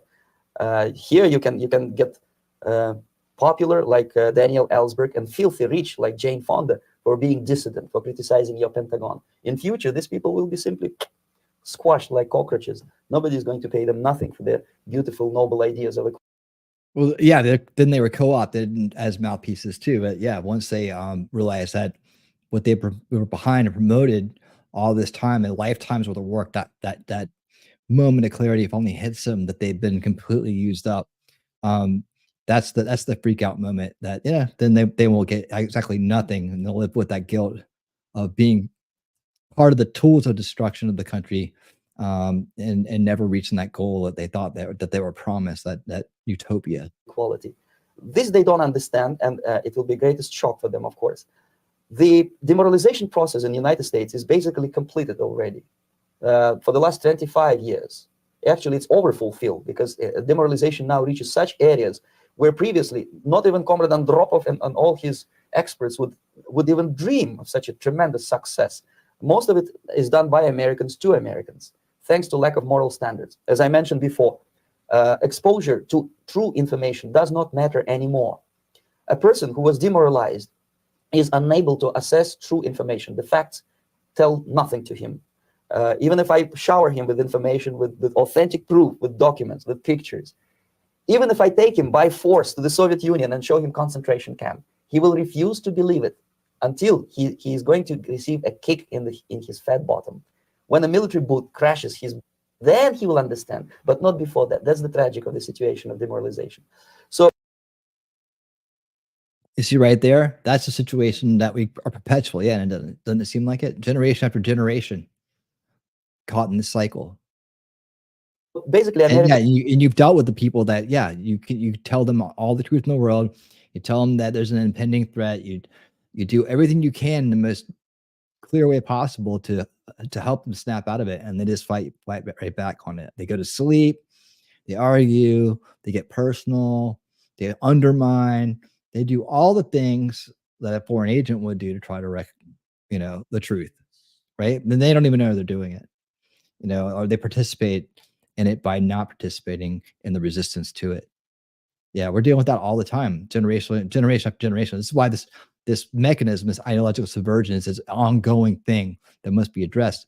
Like, it didn't just stop because the USSR went out of business, right? We'll see that too. We'll see why. We'll see exactly why. But yeah, this demoralization, look all around you. Do you not see it dripping from the kindergartens on up? I mean, especially throughout the schools, you know, and younger ages, the younger generation, the entertainment, the distractions, the peer pressuring, the elevating of these groups that will, you know, ultimately harm them. Hey, Jacob, how you doing, buddy?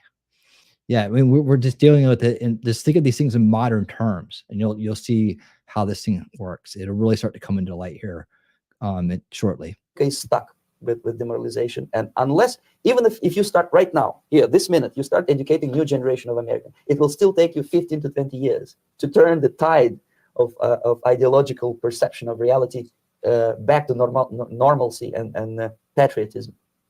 See, generational warfare. The next stage is destabilization.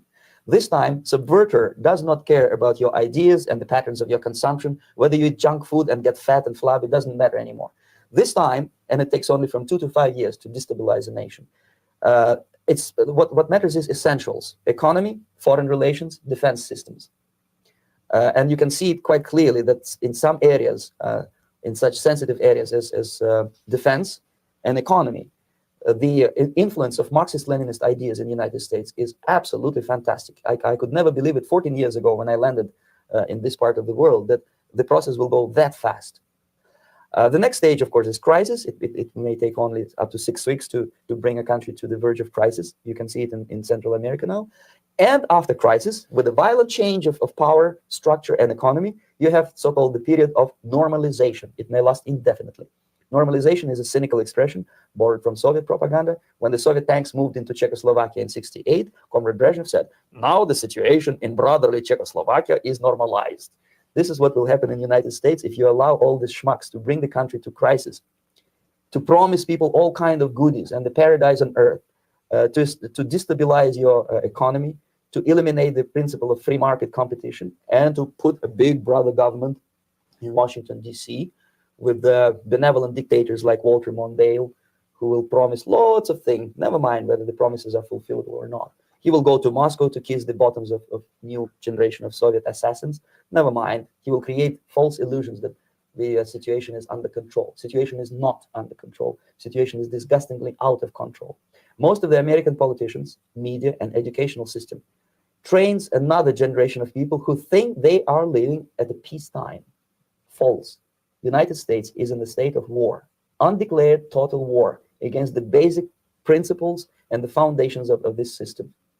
And the initiator of this war is not Comrade Andropov, of course. It's the system. However ridiculous it may sound, the world communist system or the world communist conspiracy, whether I scare some people or not, I don't give a hoot. If you are not scared by now, nothing can scare you. But you don't have to be paranoid about it. What actually happens now, that unlike myself, you have literally several years to live on unless the United States wake up.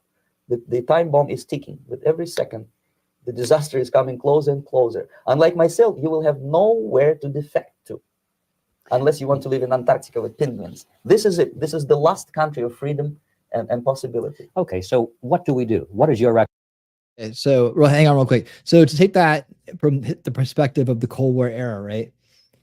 And to say that they recognize this system working beautifully to control population, I believe that it's been optimized, or it's been slightly upgraded in a sense to not to take over a country, but to destroy it over a longer period of time, like to have things kind of line up against each other. Like we've had these many crises, right? And then just learn to do power grabs during these many crises instead of doing a complete takeover, so that when they normalize, they're normalizing like a slow boiling frog, right? And so it's this parallel system is slowly coming up around us that we don't even notice because we're caught up in this situation of, you know, destabilization crisis. So you're in phase 2 and phase 3 perpetually, one after the other. You know, and the media helps hype those crises up. So like, what mild destabilizations or intense destabilizations can be spun into national crises, right? Take the shootings or whatever else, other things that get covered quite often. These are types of crises. They're just small crises that are happening to a small group of people. However, they get nationalized and become a national crisis. Then they pivot to the agenda. You see how that's working now, right? So they've learned how to take the system that was used for takeovers, ideological takeovers, right? And they've learned how to use it as part of the generational warfare mechanism, right? So it's with the corrupted people and individuals in place, right? One training the next, put back in those positions of power, positions of influence. They can then keep the cycle going. This is why this information is so damn important and eye-opening. And while it's intense, getting through it and understanding all the ins and outs of it, more and more light bulbs go off. More and more dots are connected in your mind. Never let a good crisis go to waste. Yep, no, nobody does. And like Jacob said, this interview should be in every classroom. Like, hey, if you haven't seen the second part of it, I know it's long, and we're almost through the end of this interview. The second part of it is where it gets good. And what I'm going to do is I'm in the description below. After it's all over, I'm going to bookmark the parts from this video so people can skip through to where they want to go. I realize the opening part, the interview can get really long for some people, and that's like, it's not getting to the delivering the promise of, ideological subversion explained yet, but we're getting there. Building the backstory is key, especially once you get through this. A fondness for Yuri, you want to know his backstory. It's all there, because the guy really was amazing. Anyways, let's finish this up, and then we'll skip over. We'll get to part 2, and we'll get in the classroom with Yuri. Here we go. Recommendation to the American people.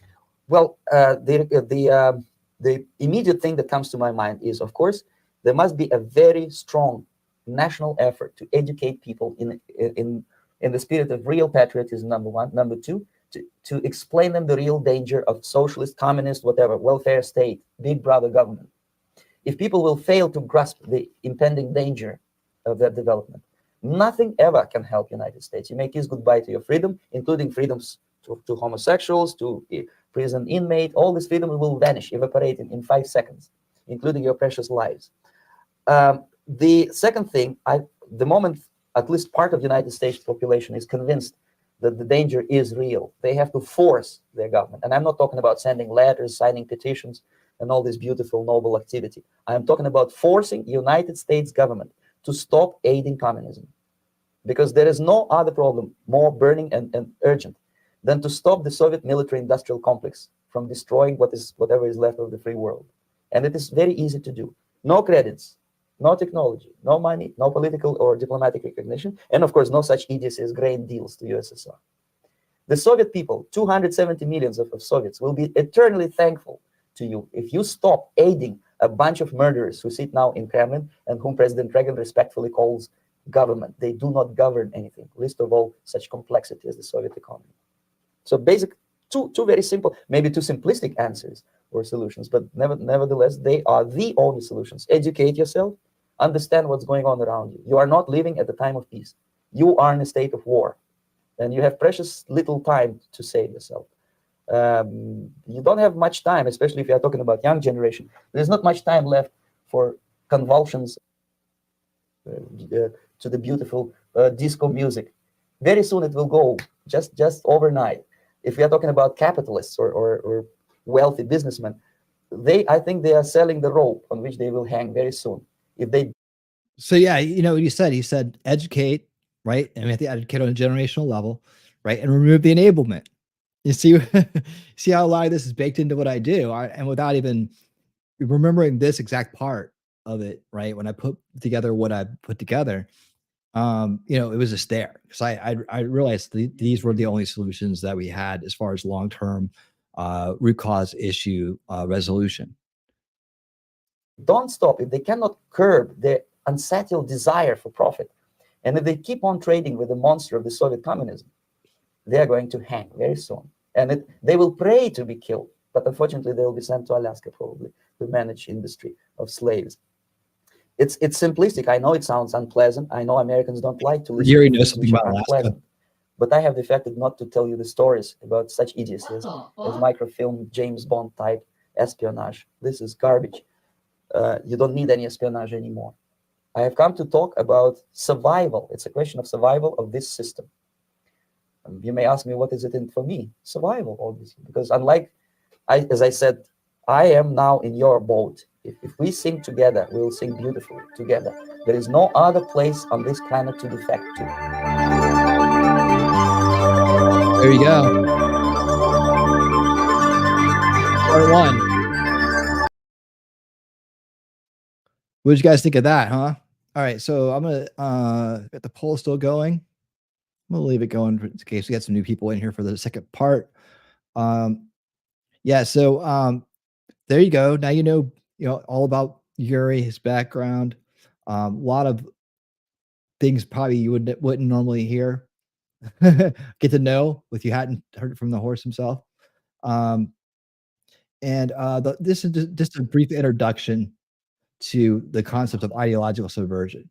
Now we're going to get into the deep dive. This is going to be the nuts and bolts. This is the classroom right now. This is where you want to take all the notes and put things to memory, because this is where he's going to explain each stage and why it works, and all the mechanisms involved in that, like what people are, and then we're going to equate that as we go through to modern day. This is what we did last time. The first time I covered this, I did this too, and kind of was figuring out as I went. Now I'm a little bit more seasoned on delivering the content, and I can tell you that as we go through, we'll sit there and we'll actually. I want to hear. This is the parts where I need you to kind of snap out the watching phase and get into the interaction phase, because we're going to name off some things that would be added to these lists, or would replace some of these things in modern time, and that's how we can see for sure that this stuff's still going on. It's at the root of the mechanism that continues the corruption in this country. So here we go. We're gonna get started with part 2 here at 1 hour and 38 minutes, and we are going to get into the classroom with Yuri. Here we go. This has a nice little introduction by the guy who made this video, so that's why I kept it. I thought he did a good job with this one, and he also it also is a very clear version of it too. So here we go. As well as in our own country, and I believe it needs to be seen. After watching this, you'll be able to relate what is happening today in many Western societies like America and Europe, and unfortunately, it is also happening in India. Since it's a long video, please watch it whenever you have time, and maybe you'll get a bit more educated. The video starts now. Subversion is the term, if you look in a dictionary or criminal code to that matter, usually is explained as a part of activity to destroy things like religion, government system, political, economical system of a country. And usually it's linked to espionage and such romantic things as blowing up bridges, sidetracking trains, cloak and dagger activity in Hollywood style. What I'm going to talk about now has absolutely nothing to do with the cliche of espionage or KGB activity of collecting information. So the greatest mistake or misconception, I think, is that whenever we are talking about KGB, for some strange reason, starting from Hollywood movie makers to professors of political science and quote-unquote experts on Soviet affairs, or Kremlinologists as they call themselves, they think that the most desirable thing for Andropov and the whole KGB is to steal blueprints of some supersonic jet, bring it back to Soviet Union, and sell it to the Soviet military-industrial complex. It's only partly true. If we take the whole time, money, and manpower that the Soviet Union and KGB in particular spends outside of USSR border, we will discover, of course, there are no official statistics, unlike with CIA or FBI, that the espionage as such occupies only 10 to 15% of money, time, and manpower. 15% of the activity of KGB. The rest, 85%, is always subversion. And unlike a dictionary of English, Oxford Dictionary, subversion in Soviet terminology means always a destructive, aggressive activity aimed to destroy the country, nation, or geographical area of This is why I was saying that, we're already in a state of war, like he said earlier, right? But it's because only a small part of it is kinetic warfare. So kinetic is like, actual, the physical interaction, the bang bang parts of it, but most of it's set up prior to it. It's the psychological aspect of it. So that's the point he's making right here. Your enemy.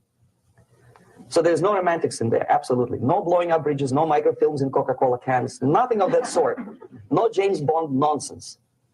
It's most of this activity is overt, legitimate, and easily observable if you give yourself time and trouble to observe it.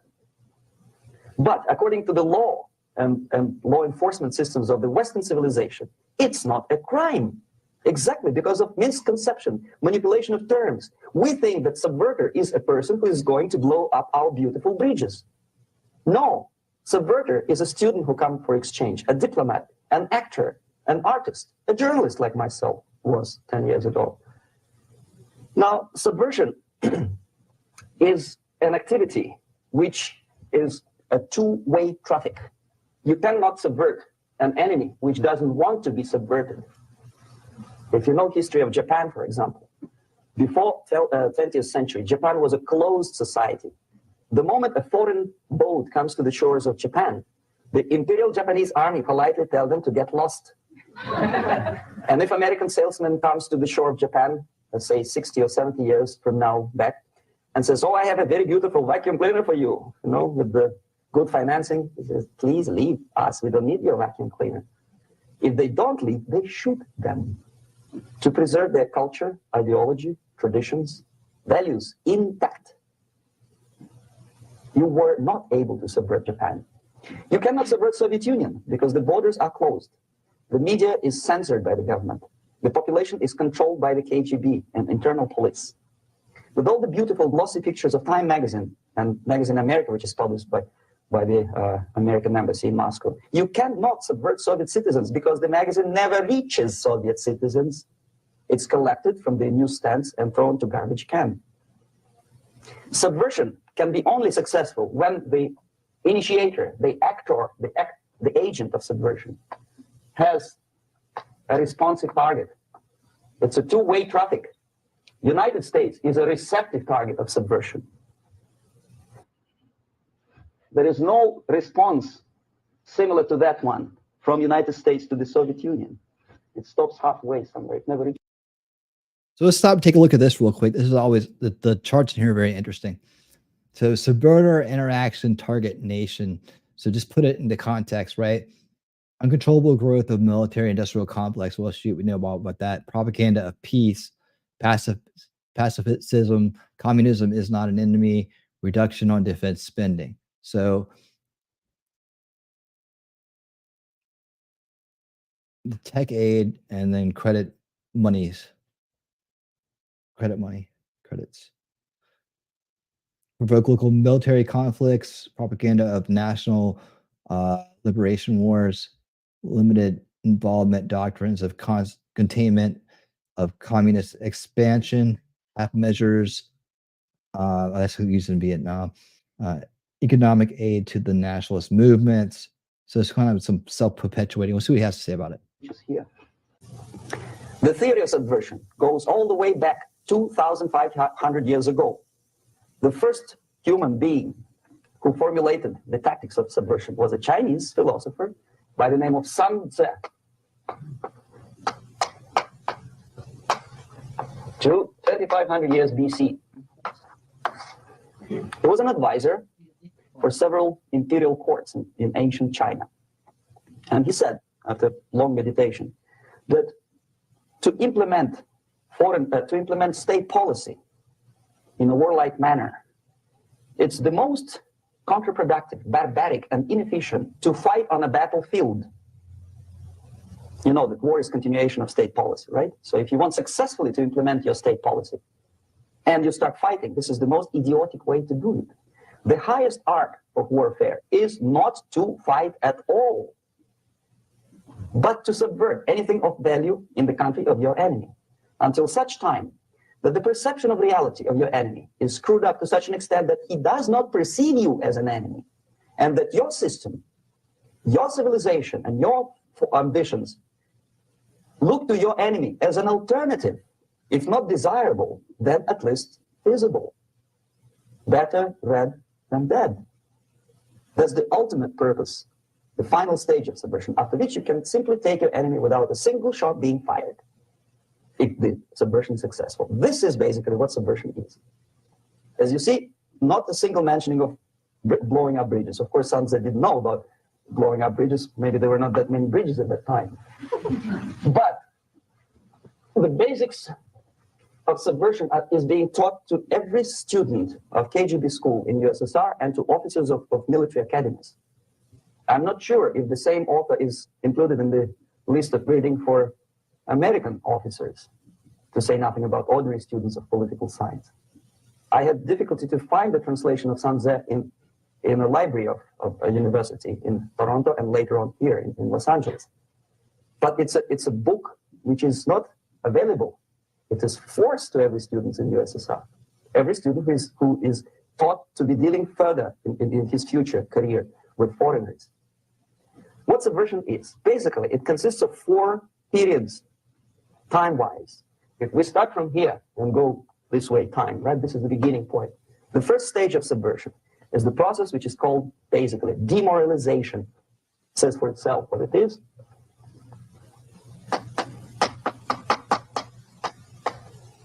It takes from, say, 15 to 20 years to demoralize a society. Why 15 or 20 years?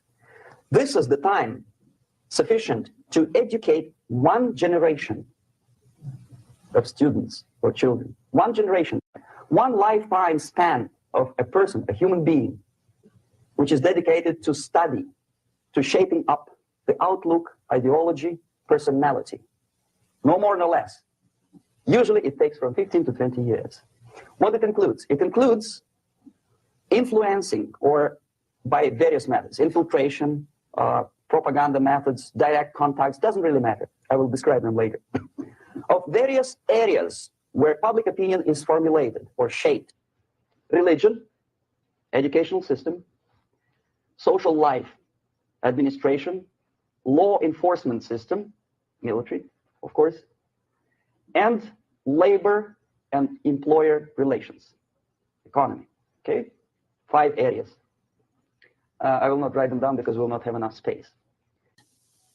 Sometimes when I describe all the methods, students ask me the question, are you sure this is the result of the Soviet influence? Not necessarily. You see, the tactic of subversion, about which I'm talking, is similar to the martial art, the Japanese martial art. If some of you are familiar with that tactic, probably you will remember that if an enemy is bigger and heavier than yourself, it would be very painful to resist his direct strike. If a heavier person wants to strike me in the face, it would be very naive and counterproductive to stop his blow. The Chinese and Japanese judo art tells us what to do. First to avoid the strike, then to grab the fist and continue his movement in the direction where it was before, right? Until the enemy crashes in the wall. You see? So what happens here? The target country obviously does something wrong. If it's a free democratic society, there are many different movements within the society. There are obviously, in every society, there are people who are against the society. They may be simple criminals, ideologically in disagreement with the state policy, conscientious enemies, simply psychotic personalities who are against anything, right? And finally, there are a small group of agents of a foreign nation, bought, subverted, recruited, right? The moment all these movements will be directed in one direction, right? This is the time to catch that movement and to continue it until the movement forces the whole society into collapse, into crisis, right? So that's exactly the martial art tactic. We don't stop. How often is this enemy.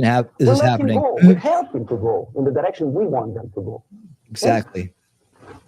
So on the stage of demoralization, obviously there are tendencies in each society, in each country, which are going to opposite direction from the basic moral values and principles. To take advantage of these movements, think of how many times you can apply that whole judo analogy to what's going on today. I mean, I saw a mention of the Whitmer kidnapping up there. It was a little bit more manufactured from the ground up. And then there's also, like, the J6. There's so many different aspects from at different levels that can be spun up when you're just pulling that. See, that's why the whole thing was conspiracy grifting, right?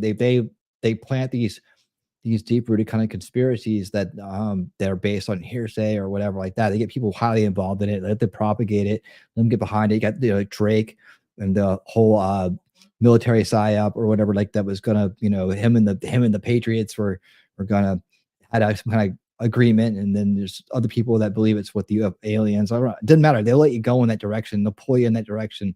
They want you going in that direction, right? Because it benefits them in the long run. Because most people aren't going to listen to what truth you do have if you've gone all the way down that hole, right? You may understand the basic premises of that the establishment's corrupt. You may understand that that the mainstream media is all, is propaganda and state propaganda. But once you take it too far, people will shut down and just say, okay, well, all of it must be BS. Then they're crazy. They think that the Galactic Federation is coming for them, or are coming to save us, or some other kind of weird explanation at the end. That's why I say, don't go too far with down the rabbit holes of these conspiracy grifters, because a lot of times, if they weren't intentionally placed there, they're being encouraged to go even further and deeper into obscurity, so that you go there with them.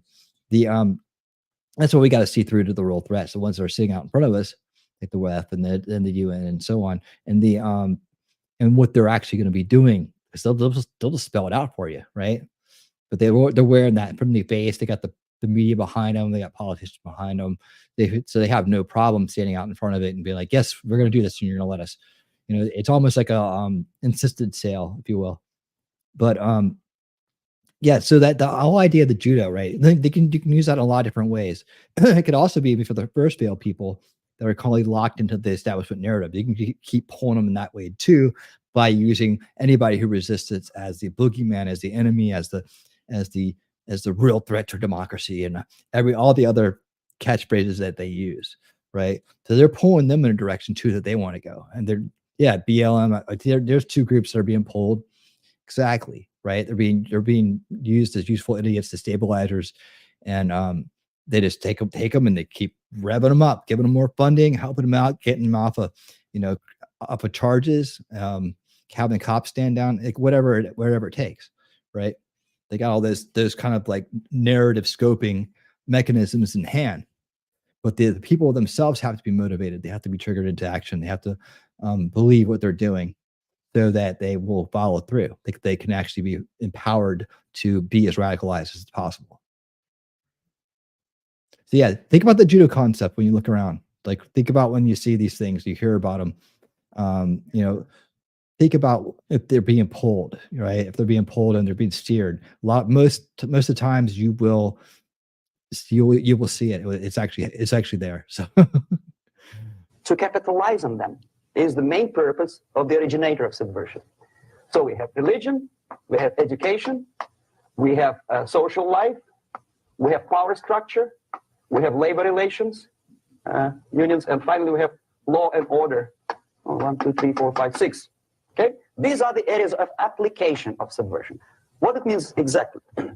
In case of religion, destroy it, ridicule it, replace it with various sects, cults, which bring people's attention, faith, whether it is naive, primitive, doesn't really matter. As long as the basically accepted religious dogma is being slowly eroded and taken away from the supreme purpose of religion, to keep people in touch with the supreme being, that serves the purpose. Therefore, replace it, accepted, respected religious organizations with fake organizations. Distract people's attention from the real faith and attract them to various different faiths. Education. Distract them from learning something which is constructive, pragmatic, efficient.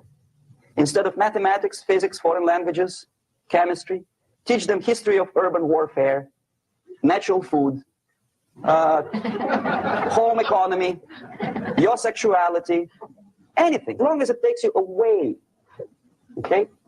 Social life. Replace traditionally established institutions and organizations with fake organizations. Take away the initiative from people.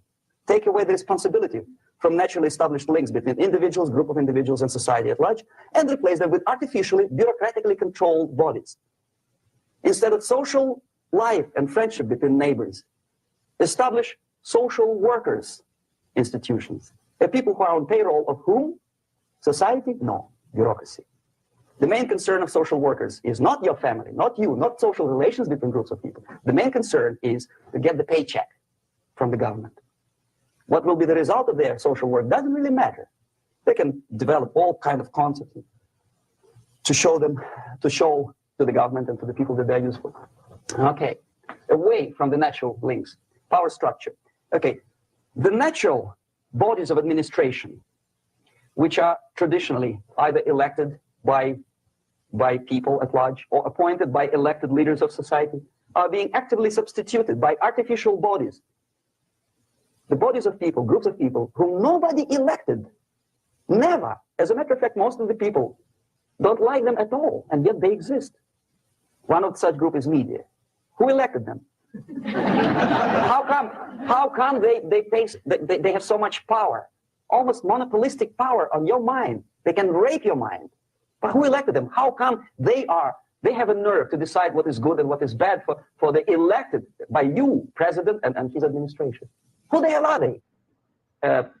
Spiro Agnew, who was hated by the liberal left, called them a bunch of enfeebled snobs. And that's exactly what they are. They think they know. They don't. There's the level of mediocrity. In a big establishment like New York Times, Los Angeles Times, major television network, you don't have to be excellent journalist. You have to be exactly a mediocre journalist. That's easier to survive. There's no competition anymore. You have your good, nice income, $100,000 a year. That's it. Whether you're better or worse doesn't really matter anymore. As soon as you're smiling to the camera and do your job. That's it. No more competition. Power structure slowly is eroded by the bodies and groups of people who do not have neither qualification nor the will of people to keep them in power, and yet they do have power. Okay, together with that, there's another process. Law enforcement, law and order organization and structure is being eroded. For the last 20, 25 years, if you see old movies and new movies, you can see that in new movies, a policeman, an officer of the United States Army looks dumb, angry, psychotic, paranoid. A criminal looks nice, kind of, well, he smokes hash and shoots the whatever drug, but basically he's a nice human being. He's creative. And he's unproductive only because society oppresses him, whereby a general of Pentagon is always, by definition, a war maniac. A policeman is a pig, rude policeman. He abuses his power. You know, a generalization like that. The hatred, the mistrust to the people who are supposed to protect you and enforce law and order. Moral relativity. The Angelo Buono process lasted 2 years in Los Angeles. Relativity. The Angelo Buono process lasted 2 years in Los Angeles. And yet there are still some lawyers who say, look, he's a nice character, as a matter of fact. There was some witness who said, also a criminal, who said, well, he's a nice guy. I asked him one day to burn a house of my enemy, and he wouldn't do it. He's a nice fella. Erosion. A slow substitution of basic moral principles, whereby a criminal is not a criminal, actually. He's a defendant. Even if his guilt is proven, there is still a doubt to kill or not to kill, to be or not to be. Thou shalt not kill, yes. But this line may not necessarily be applicable to a murderer. Thou shalt not murder. That should be the presumption, not that thou shalt not kill. Okay, labor relations. At this stage, within 15 to 20 years, we destroy the traditionally established links of bargaining between employer and employee. The classical Marxist-Leninist theory of natural exchange of goods. Person A has 5 sacks of grain and person B has 5 pairs of shoes. And the natural exchange without money is when they bargain between each other. And only with the introduction of the third force, C, an entirely third foreign stranger who says, no, don't give him 5 sacks of grain, give it to me. And you give you your 5 pairs of shoes, and I will distribute it accordingly so that the economy will go. This is the death of natural exchange, and death of natural bargaining. Well, trade unions were established 100 years ago. The objective was to improve working conditions and to protect the rights of workers from those employers who were abusing their right because they had more money. Objectively, at that time, initially, the trade union movement did work. What we see now is that the bargaining process is no longer resulting in the compromise, which is leading objectively to betterment of working conditions and increase of salary. What we see is that after each prolonged strike, the workers lose. Even if they have 10% increase of their salaries, they cannot catch up due to inflation and due to missed time. More than that, millions of people suffer from that strike because economy now is interdependent. It's intertwined like one body. If previously steel workers, say 100 years ago, could strike and nobody would suffer, now it's impossible anymore. If a garbage collector strikes today, the rest of the multi-million city is stinking. I mean, there's no more service. In Quebec, for example, we had the electricians who were on strike in the middle of winter. You can freeze your bottom, and they still were on strike.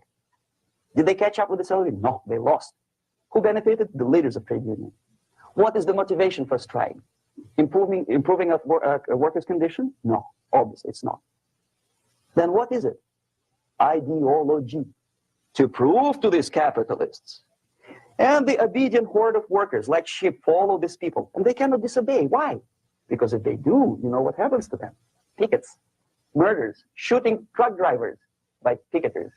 In Montreal, for example, I saw with my own eyes when I was correspondent of CBC International, Canadian Broadcasting Corporation, when the workers of aircraft factory destroyed computers and the equipment in the factory. And the administration employed strike breakers. Their cars were turned upside down and burned. Their houses were burned. Their kids were intimidated. And some victims were there. Of that you can be sure.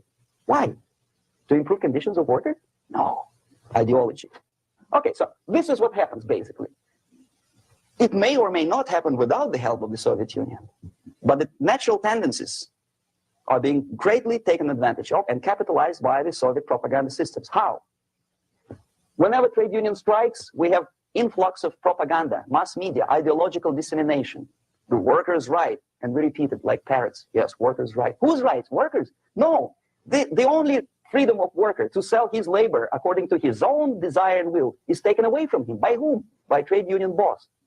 Unlimited power is given. Responsibility. I want to sell my labor not for $2.50 an hour, but for $2. I don't have right. My freedom is denied to me. I know that if I sell my work for $2 an hour, not for $3 an hour, I will compete better with the other guy who is lazy and more greedy. I don't need $3. I need only $2. No, I was made to believe by media, by business, by advertising agencies that I need more and more and more. Have you ever heard any advertising on? So yeah, just real quick, speaking of trade unions, right? The pipefitters union backed Biden last election, right? What's the first thing he did when he got in? Destroy their jobs. How embarrassing. TV to consume less. No. No way. Whether you need a 6-cylinder car or not, you have to buy it. And hurry up. When I was driving here on the local radio station, an excited announcer said, "You hurry up, rush and save, save, save. There is a pantyhose sale." Save by buying more. Of course. It would be too naive to expect that KGB makes that advertising agency to do such a crazy commercial. No, of course not. But what we did when I was working for Novosti Press, we would snow plow editorial offices, student organizations, religious groups with literature of class struggle.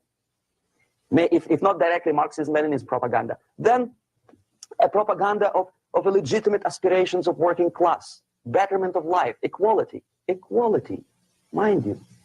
President Kennedy once said, we will make America to believe that people are born equal. Are people born equal? Is there any mentioning in the Bible or any other holy scripture in any religion, if you don't believe me, go to the library and check it. There is not a single word about equality. Just the opposite. By your deeds, God will judge you. What you do is important. The merit of your personality. You cannot legislate equality if you want to be equal. You have to be equal. You have to deserve it. And yet we build our society on the principle of equality. We say people are equal. We know it is false. It's a lie. Some people are tall and stupid. Others are short, bold, and clever.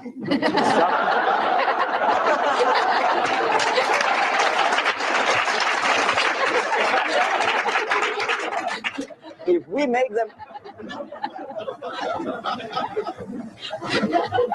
them equal by force, if we put the principle of equality in the basis of our socio-political structure, it's the same thing as building a house on sand. Sooner or later, it will collapse, and that's exactly what happens. And we, as Soviet propaganda makers, are trying to push you in the direction which you go yourself. Equality, yes, equality. People are equal. Land of equal opportunities. Is it true or not? Think about it. Equal opportunities. Should there be equal opportunities? For me, and for a lazy bastard who come here from some other country and immediately registers as a welfare recipient benefits? I never received a single dollar. No, sorry, I did receive once. But I never applied for welfare. For the 13 years, I took any job. Security guard, journalist, taxi driver, anything. Well, I was restless, but some people don't like it. They immediately. So why should we have equal opportunities? Why? The equal opportunity to excel. Equal opportunity in equal circumstances, yes, but you know people are different. To excel, yes, provided we reach the same level of excellency, perfection, which is hypothetical, distant future. Yes, maybe. But we know perfectly well that even with the best intentions, people could not be equal. Why should we have equality in the, say, legal system? Myself, I'm considering myself a law-abiding citizen, and a person who comes here to rob and shoot, say, the United States administration under Carter, imported thousands of Cuban criminals. They were non-criminals, yet they were accepted. Do you think it's fair if myself and my wife from Philippines, who work like a, excuse me, horse as a lab technician in the hospital, should have the same rights as a criminal from Cuba? Why? And yet we repeat as parrots, equality, equality, equality. And the Soviet propaganda system helps us to believe that equality is something which is desirable. Democracy, as it was established by fathers of this country, of this system in the last century, is not equality. It's the system where different people, unequal people, have a chance to survive and help each other in constant competition, in constant perfection, not inequality, which is superimposed from a godfather or a nice person in Washington, D.C. And the absolute equality exists in Soviet Union, quote-unquote equality. Everybody is equal in dirt, except some people are more equal than the others in Politburo.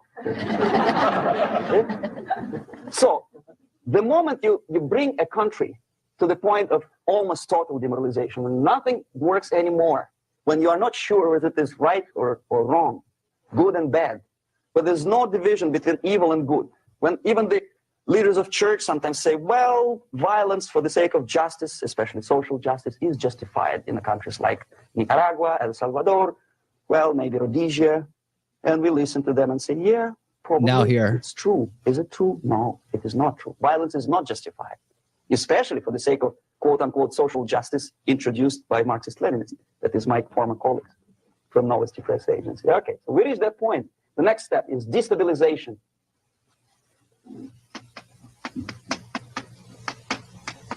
Again, this word says for itself what it is. To destabilize all the relations, all the accepted institutions and organizations in the country of your enemy. How you do it? You don't have to send a battalion of KGB agents to blow up bridges. No, you let them do it themselves. The area of application is, again, it's narrower now, not like the previous case. The overt legitimate actions of the KGB in this case would be hardly noticeable. There is no crime if a professor who recently went to USSR introduces a course of Marxism-Leninism in a Californian college, for example. Nobody is going to come to his doorstep and say, okay, mister, come, you're under arrest. No, it's not a crime. It's not even considered a moral crime against your country.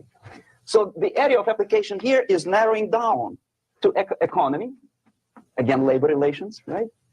To law and order, plus military. And economy, law and order. Yes, and again, the media, but wider scope, a little bit different. I'll explain it later. Okay, basically 3 areas. Economy, the radicalization of bargaining process. If on that stage, we still could achieve, theoretically, some positive compromise between the negotiating sides with say, the arbitrary introduction of arbitrary judges, a third side, objectively judging the demands of both sides. Here, it's radicalization. On the stage of destabilization, we cannot come to compromise even within a family. The husband and wife couldn't figure out which is better.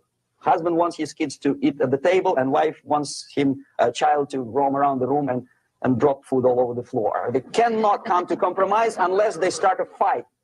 It's impossible to reach a compromise, constructive compromise between neighbors. Some people. Quick look at this. I'll freeze it for a second so you can take a look at it. These little slides here he made himself that you see is down here. That's his hold on. That's his other name, Thomas Schumann. That was his secret name until he came out. Today I'm Yuri, but talks about how this destabilization 2 to 5 years, and it goes through the different aspects of it right here. So if you want to stop it and take a look at it, there you go. People say, I don't like you to work during your loan at that time because exactly at that time I'm walking my dog and he's getting nervous. He cannot pass his bowels, you know. So they cannot compromise. They go to a civil court or something like that. Radicalization of human relations. No more compromise. Fight, fight, fight. The normal, traditionally accepted relations are destabilized. The relations between teachers and students in schools and colleges. Fight. The relations in economical sphere between laborers and employers are further radicalized. No more acceptance of the legitimacy of demands of workers. Unlike Japanese, with the theory Z, if you ever heard about it, where the workers are involved in decision-making process, therefore they don't have moral incentive to fight their bosses. In the United States, it's just the opposite. The harder is the fight, the better. The more heroic they look.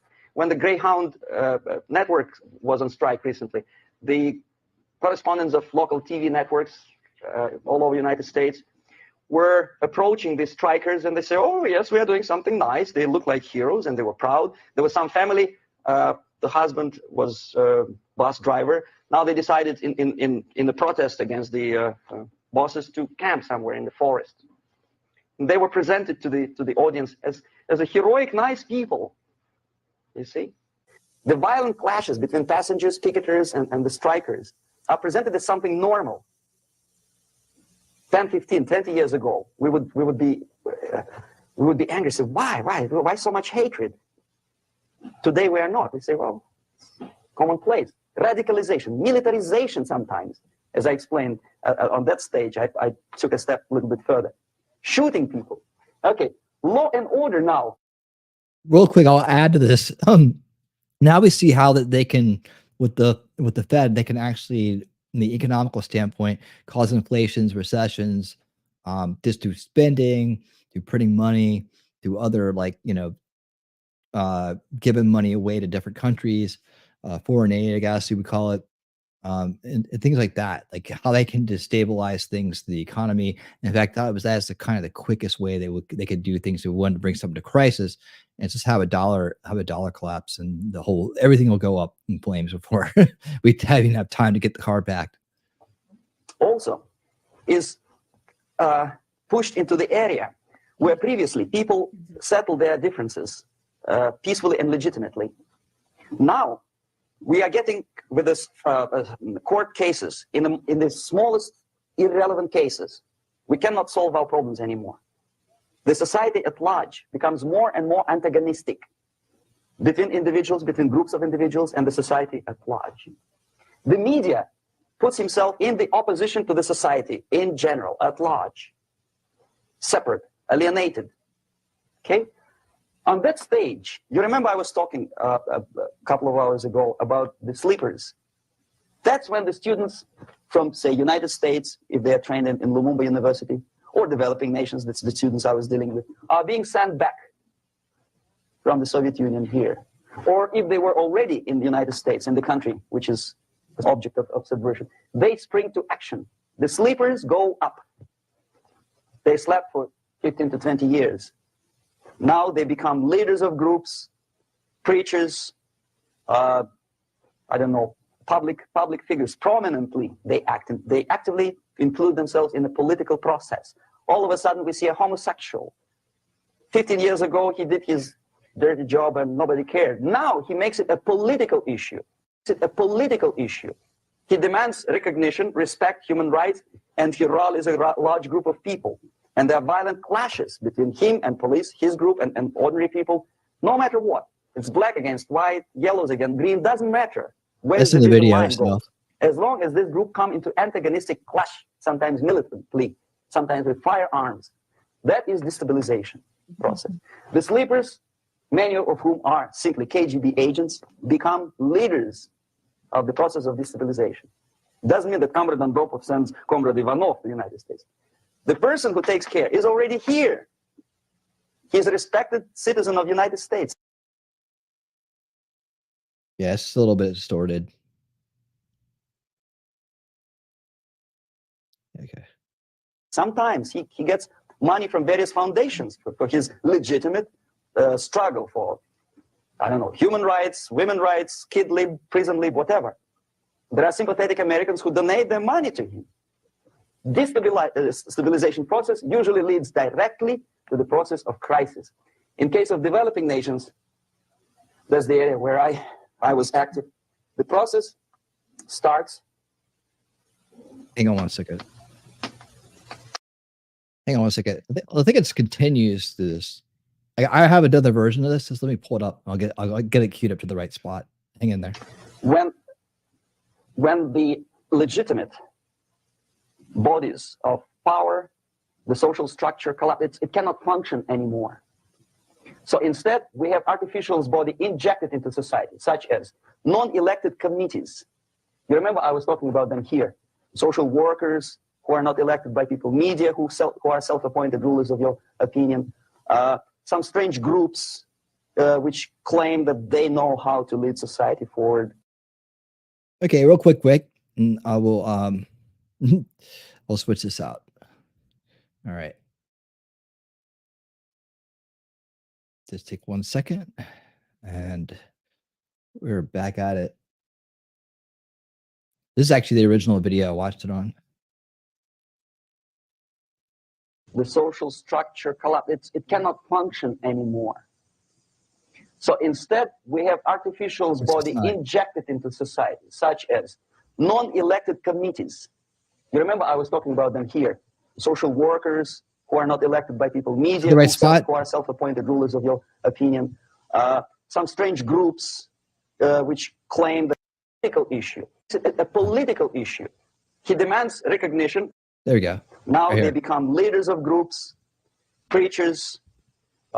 This is right where I wanted to say something about sleepers. Like some sleepers are manufactured, but some are just already ingrained. Like they're already there. They bought into the system for so long. They're the right personality type that they're triggered into action by words. That's literally how well this works. They don't even realize that they're sleepers.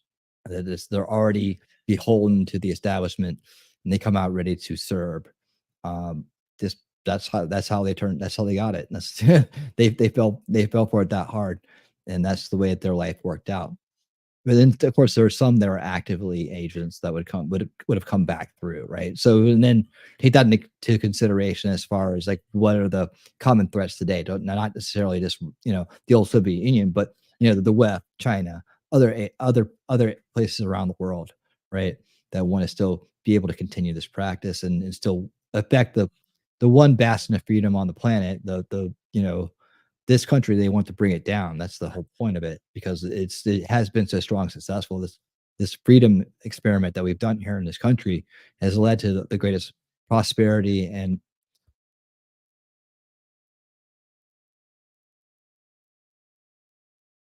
so, anyways, Let's pick back up here. I don't know, public figures prominently, they actively include themselves in a political process. All of a sudden we see a homosexual. 15 years ago he did his dirty job and nobody cared. Now he makes it a political issue. A political issue. He demands recognition, respect, human rights, and he rallies a large group of people. And there are violent clashes between him and police, his group and ordinary people, no matter what. It's black against white, yellows against green, doesn't matter where his division line goes. As long as this group come into antagonistic clash, sometimes militantly, sometimes with firearms, that is destabilization process.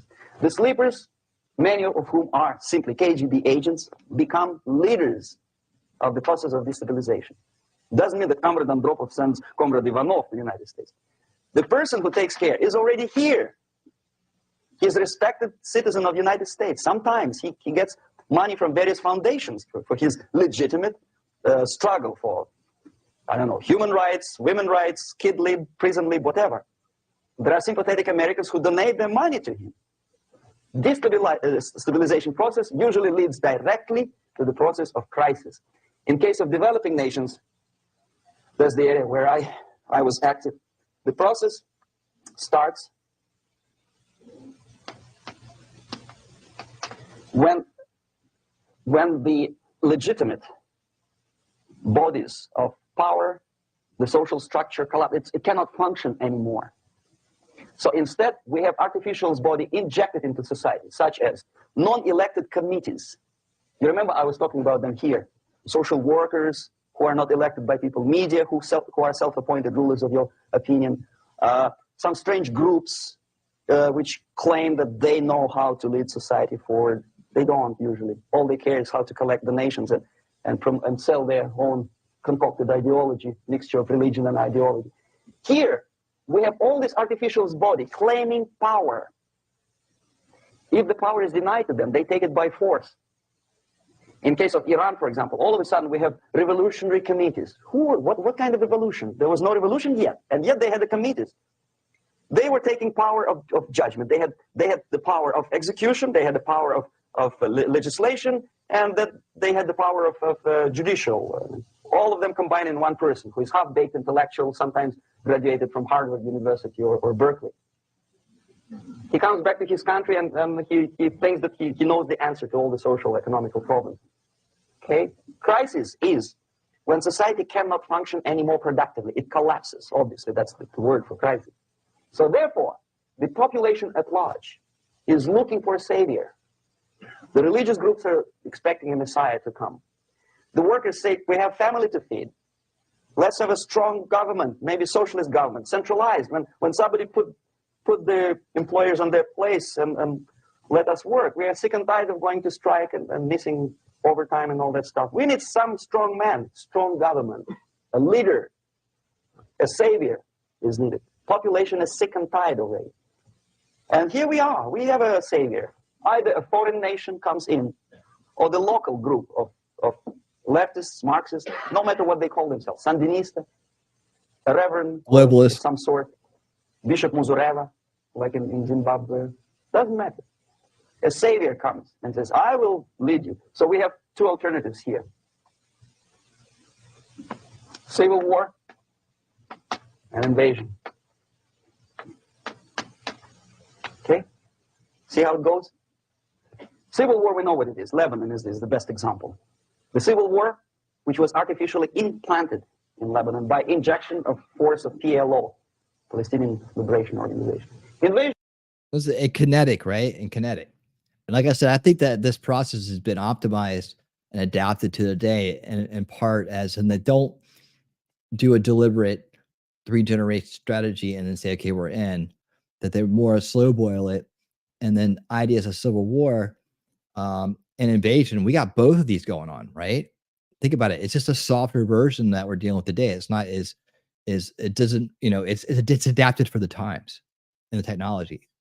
So we got a soft civil war going on. We got a soft invasion. Well, I would say less than soft invasion going on, right? It's a soft invasion in a sense that they're not coming over here on boats with tanks and military outfits and so on, right? So it's not the traditional archetypes, the type, the thing that the image that pops into our mind when we hear the word, right? We think military. We've been programmed for that archetype to be some kind of militaristic thing. Civil War. We've been programmed to have the archetype of a colonial army type of confrontation, right? This is how we learned about these things. So this is what we think when we go to recall that information. It's important to reset that archetype in your mind to less kinetic endeavors, right? An invasion, just sending people across the border by the millions, right? Destroying the cloud and pivot strategy, destroy the welfare system, causing chaos, causing crime, degrading the law. We saw this video today of these invaders stomping out of New York City police trying to make an arrest. So yeah, it's on. A civil war, soft civil war, trying to attack the children, having this weird kind of culty language controlling groups that are trying to overwrite society. Another group trying to pull down the history, right? It's all, that's what I'm saying. Like when you know this information, you see how it works, you see the stages of it, you know exactly where we are and how it's happening. You just have to adapt this information to modern day. Like it's been optimized over the course of decades by people who that's all their job is, right? To optimize it, to refine it, to test and beta test and to roll out improvements, right? To make it more effective for the times, to keep it consistent. It's like, we have this machine, it's gone from like steampunk to, high-tech AI. And that's that machine's been crafted and cared for over these decades by people who understand what it is. And people who blindly participate in it, they don't even know they're enhancing it, right? They're just in it. You will be amongst the top percentiles of people in the world knowing this information, because most people do not and will never get to know this information. You'll see the world more clearly for what it is when knowing this information. So that's what he's saying here, crisis. I think these crises are like ongoing. They're slow pulling, right? Until something major pops from one of these things. And then that's going to be the real crisis. So we're kind of in the baby stages, the setup stages of that, I would think. Let me know what you think in the comments and in the chat below, and I'll put on screen. We have in many other countries like Afghanistan. Name any East European country, it was invaded by the Soviet army. But the result is the same. The next stage is normalization. Normalization is a very ironic word, of course. It is borrowed from 1968 situation in Czechoslovakia, when the Soviet propaganda and after them New York Times declared the country is normalized. The tanks moved into Prague, so there's no more Prague Spring, there's no more violence, normalization. At that stage, the self-appointed rulers of the society don't need any revolution anymore. They don't need any radicalism anymore. So this is the reverse from destabilization. Basically, it is stabilizing the country by force. So all the sleepers and activists and social workers and liberals and homosexuals and professors and Marxists and Leninists are being eliminated physically sometimes. They've done their job already. Okay? They're not needed anymore. The new rulers need stability to exploit the nation, to exploit the country, to take advantages of the victory. Okay? So no more revolutionaries, please. And that's exactly what happens in a number of countries. You remember Bangladesh? This is the crisis in which I was instrumental. First, they had Mujibur Rahman. In 1971, he was the leader of People's Party, Awami League, with mustache like Stalin. He was in Russia many times. In 5 years, he was shot by his former colleagues, Marxists. He fulfilled his function. In Afghanistan, it happened 3 times. First there was Taraki, then there was Amin, now there's Babrak Karmal. They killed each other successively, one after another. The moment he fulfilled his duty, the first one demoralized country, the second destabilized, the third one brought it to crisis. Goodbye, comrades.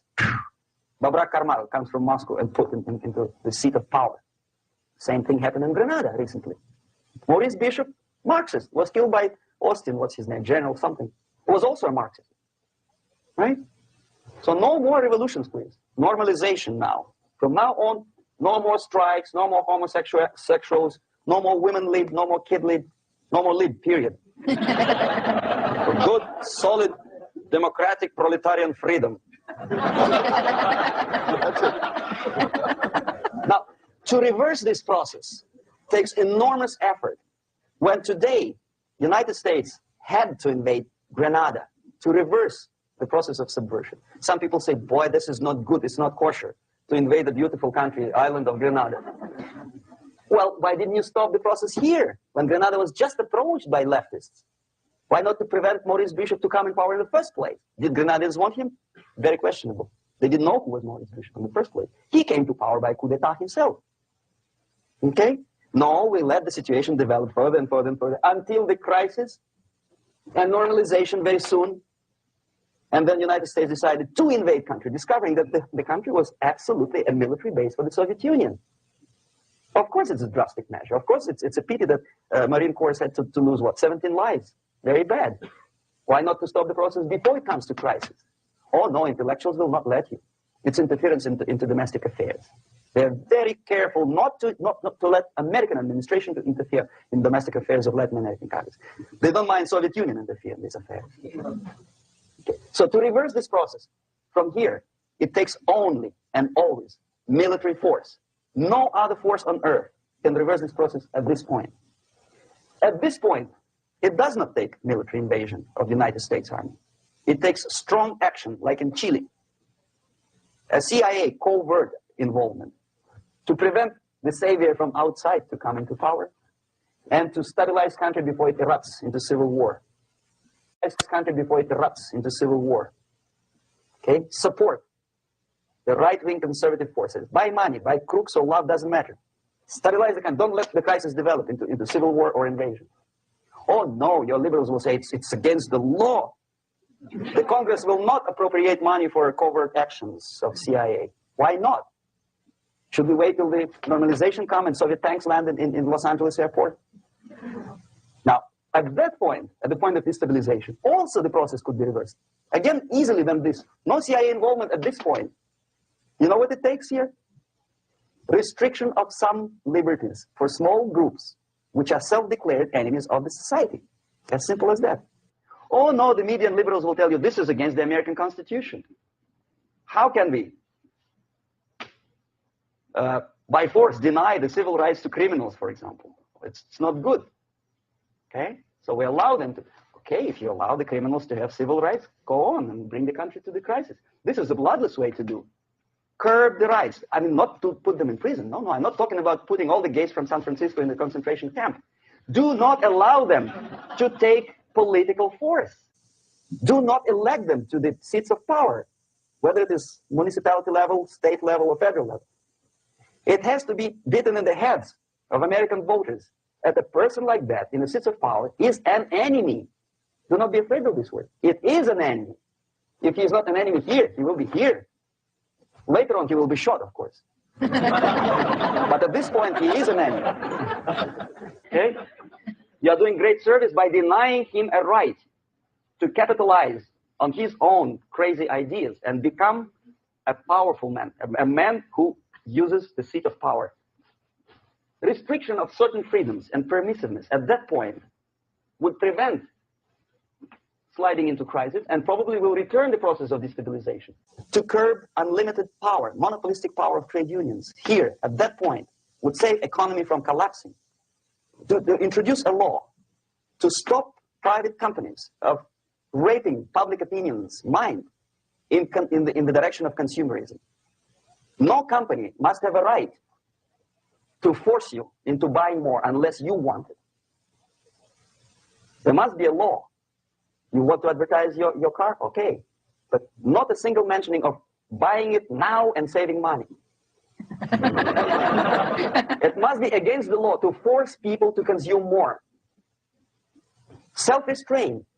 Previously, before this process started, the self-restraint was a business of church.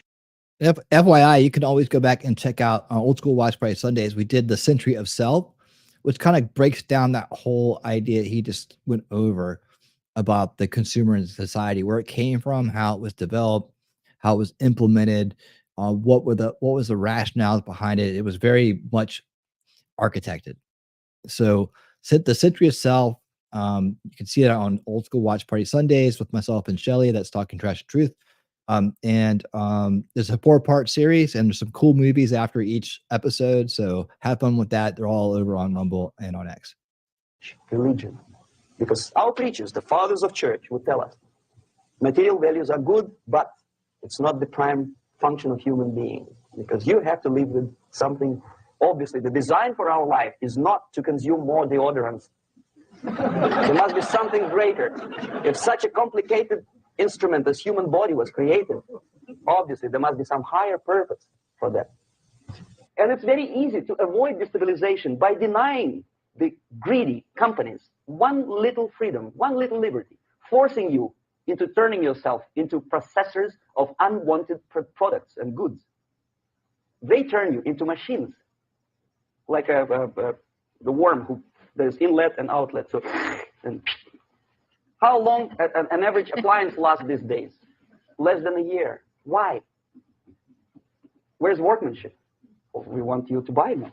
Okay, destabilization process could be easily overcome if, as I say, the society, by its own will or after persuasion by the leaders, will come to the idea of self-restraint. It's so hard, we want to consume more, but you have to. Unless you will come to this stage, when, as we say in Russia, if Sahara Desert ever becomes a communist state, there'll be shortage of sand. So you have to curb your... you have to curb your expectations at this point before it's too late. But no, we don't want to do it. Demoralization process. Again, it's the easiest thing to reverse. First of all, by restricting import of propaganda. The easiest thing to do.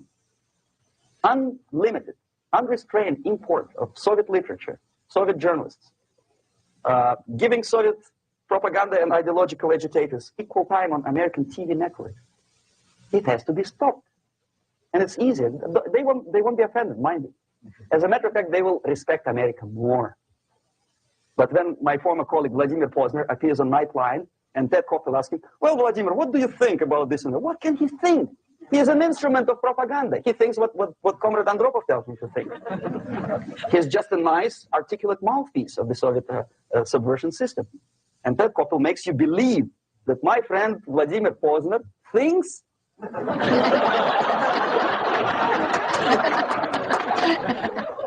the process of demoralization may not have started at all if at that point the country, which is a recipient of subversion, actively, not violently, but actively, prevents importation of foreign ideology. I don't want America to follow the pattern of ancient Japan. You don't have to shoot every foreigner when it approaches the sacred borders of the United States. But when he offers you a junk in the disguise of very shiny something, you have to tell him, no, we have our own junk.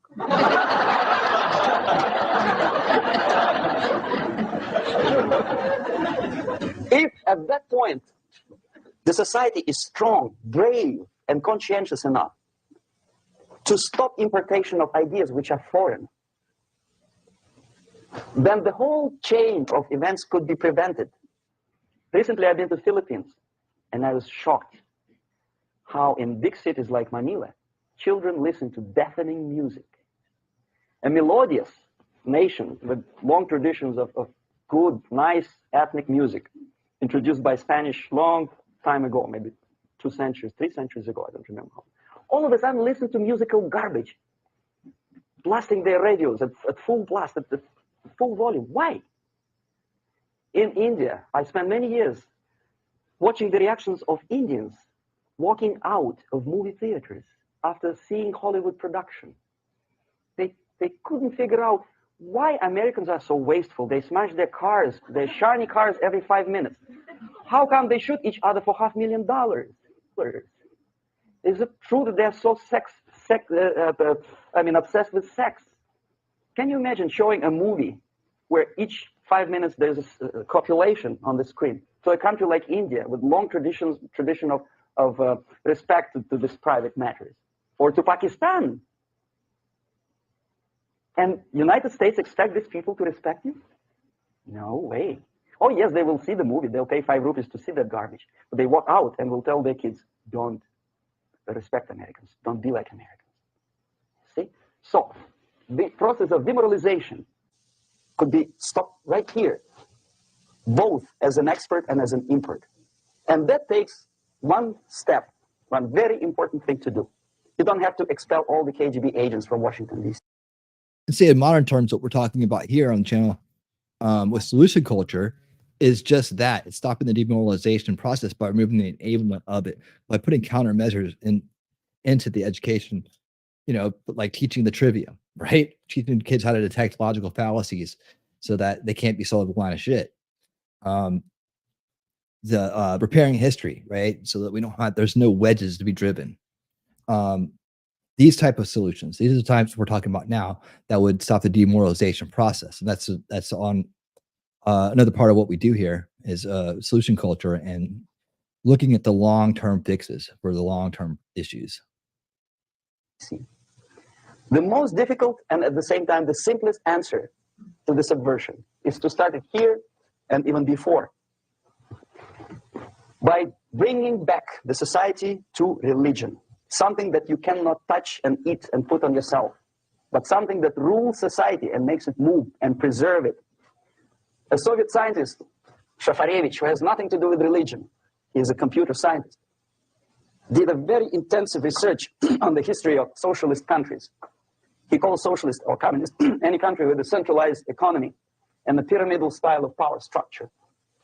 And he discovered, actually he didn't discover it, he just brought to attention of his readers, that civilizations like Mohenjo-Daro in the river Indus area, like Egypt, like Maya, Incas, like Babylonian culture, collapsed and disappeared from the surface of Earth. The moment they lost religion, as simple as that, they disintegrated. Nobody remembers about them anymore. Well, distantly.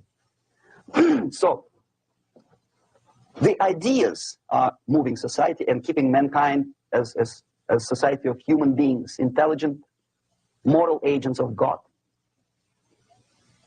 The facts, the truth, the exact knowledge may not.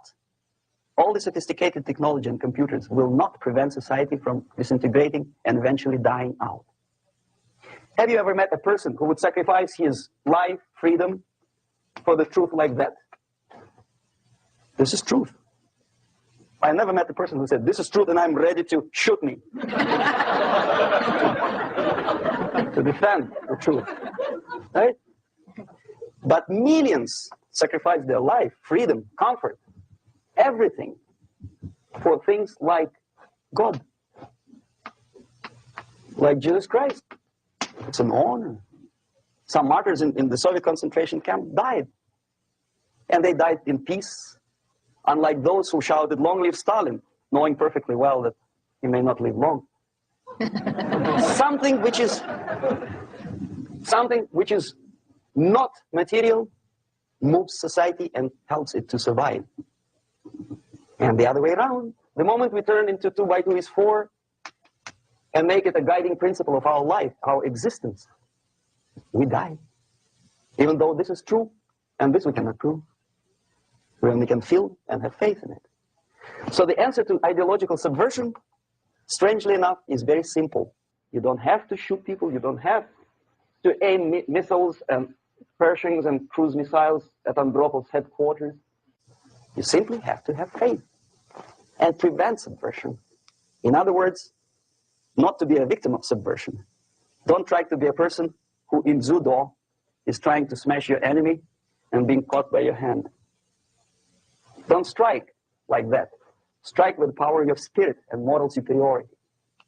If you don't have the power, it's high time to develop it. And that's the only answer. That's it. Thank you. All right, there you have it. Yuri, thank you so much. Good man.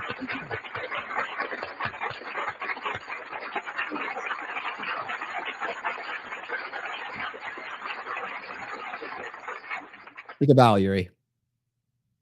All right. All right. So I hope you guys enjoyed that. Now I have one more video to show you. It's a quick 15-minute about like more about the roots of it, the development of the practice of subversion, and how it persists. I thought this was really interesting. It's a nice little addendum to what Yuri had to say. It was done by this guy called Academic Agent about 3 years ago. So obviously someone who likes Yuri, but has done some research, kind of diving into the the deeper roots of this. So I think you guys will really enjoy it. This is the first time I've shown this, so this is it wasn't part of the earlier showings of Yuri from the beginning of the channel.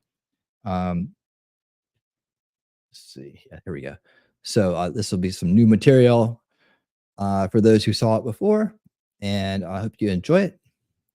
And then we'll talk about it. We'll do the wrap up after this. So here we go. I'm sure most people watching this are aware of the former KGB agent turned CIA informant Yuri Bezmenov.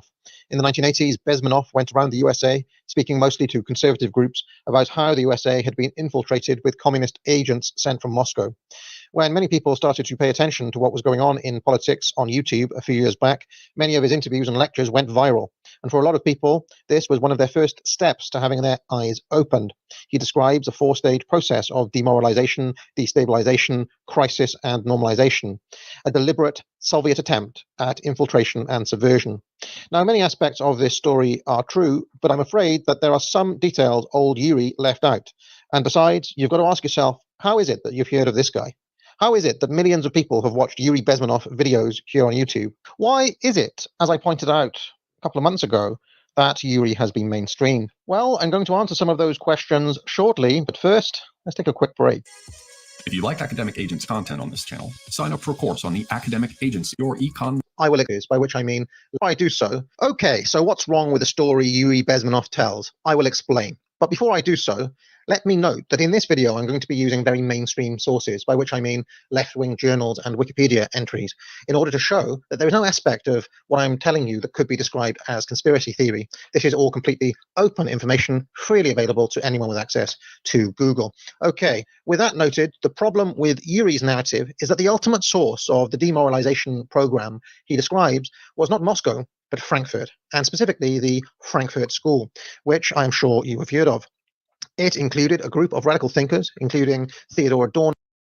Just to give my 2 cents here, I think both can be true at the same time. Like obviously, he was coming out of a very closed system. He was brought up a certain way. He was trained a certain way. He had a very narrow scope of information in terms of the origins for himself. He had a very direct purpose for what he had learned and what he had been assigned to do. Right. So I think that both are true at the same time, right? It's just maybe that's something that Yuri just didn't think to bring up or know to bring up during his talks about the nuts and bolts of how it all works, what his part in it was, what the version he was using, basically. But the principles are the same. I think this is, and both ring true. Let's continue. Max Horkheimer, Erich Fromm, and Herbert Marcuse. The Institute for Social Research at Goethe University in Frankfurt was set up in 1923 by the Marxist Karl Grunberg. It was bankrolled by the son of a German millionaire grain merchant. Importantly, though, this was an alternative branch of Marxism which was against the Soviet project and sought to analyze its problems, which is to say that it was entirely independent of Moscow. Max Horkheimer took over as director of the institute in 1930 and then recruited Adorno, Fromm, and later Marcuse, among others. After the rise of Hitler in 1933, Horkheimer moved the institute from Frankfurt to Geneva.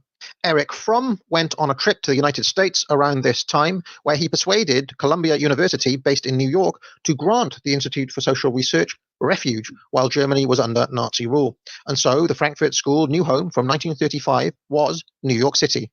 While there, the Frankfurt School devoted much thought to what had gone wrong in Germany from their perspective, and located the problem in both the German mindset, which is to say the psychology of the German people, and in German culture, which is to say the cultural modes which perpetuate this psychology.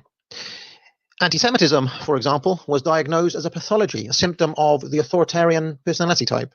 Horkheimer made a number of strategic alliances in New York. Most importantly, he allied the Frankfurt School with the American Jewish Committee, a non-profit Jewish advocacy group, which is headquartered in New York, which had some, but not total, influence in Washington. The Frankfurt School proposed some very radical solutions to the problem of fascism in Europe.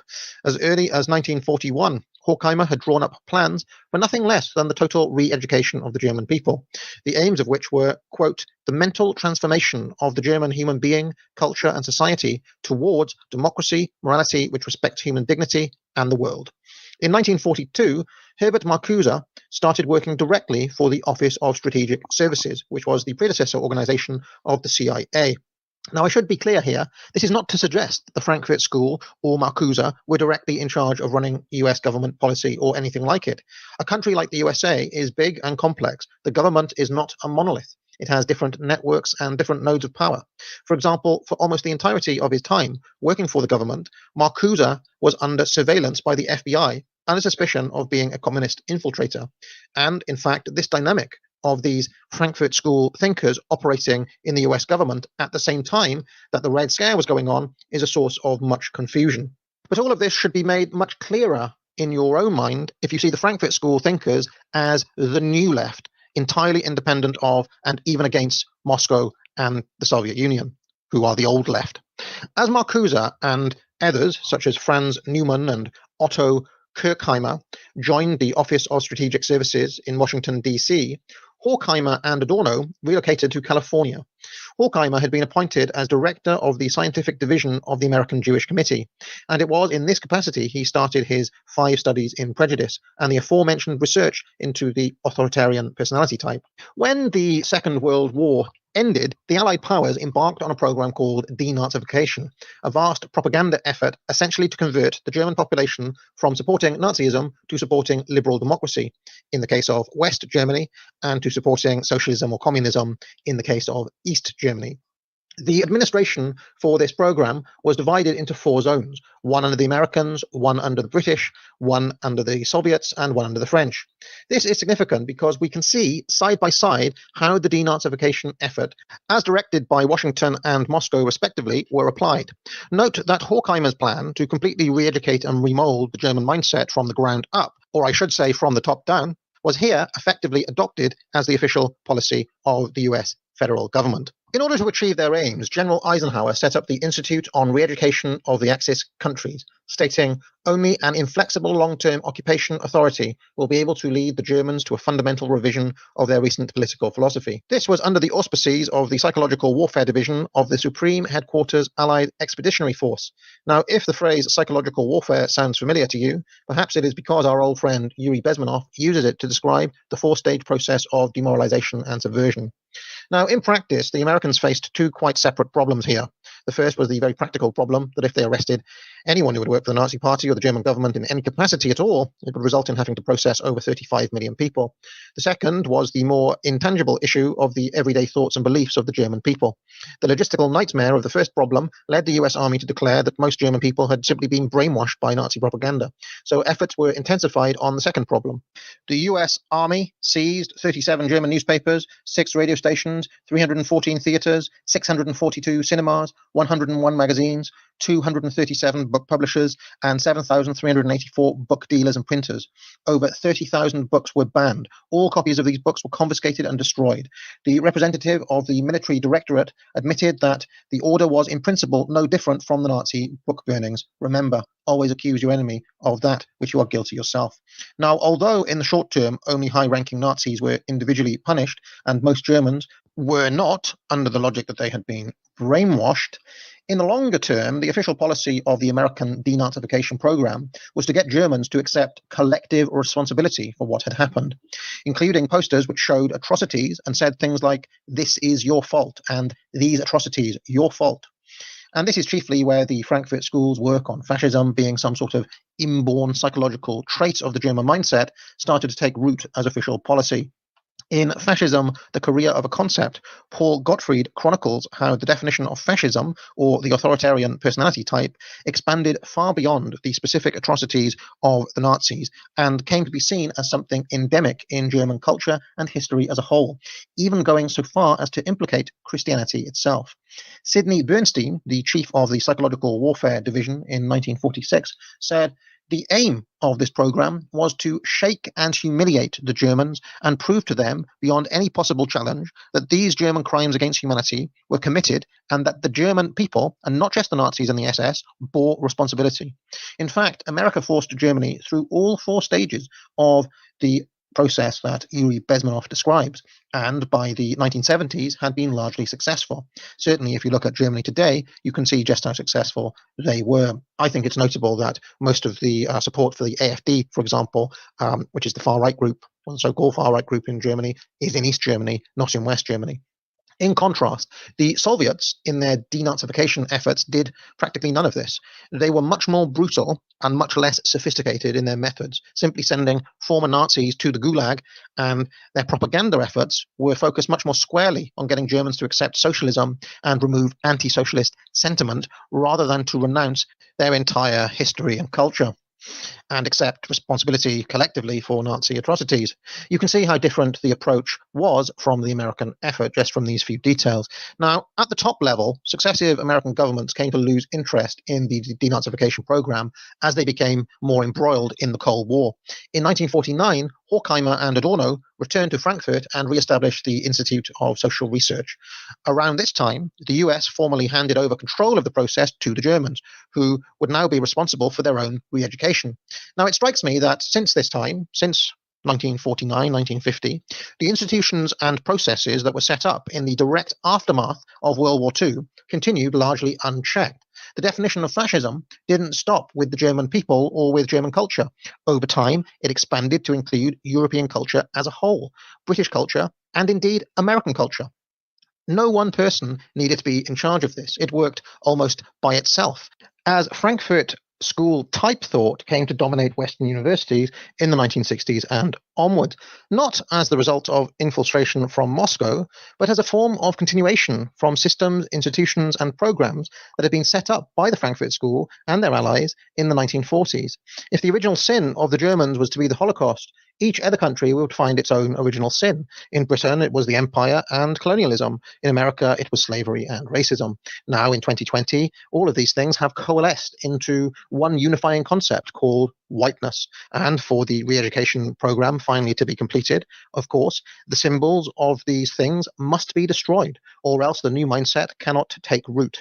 In other words, the denazification program never ended. It only expanded itself to include more and more things under the definition of fascism.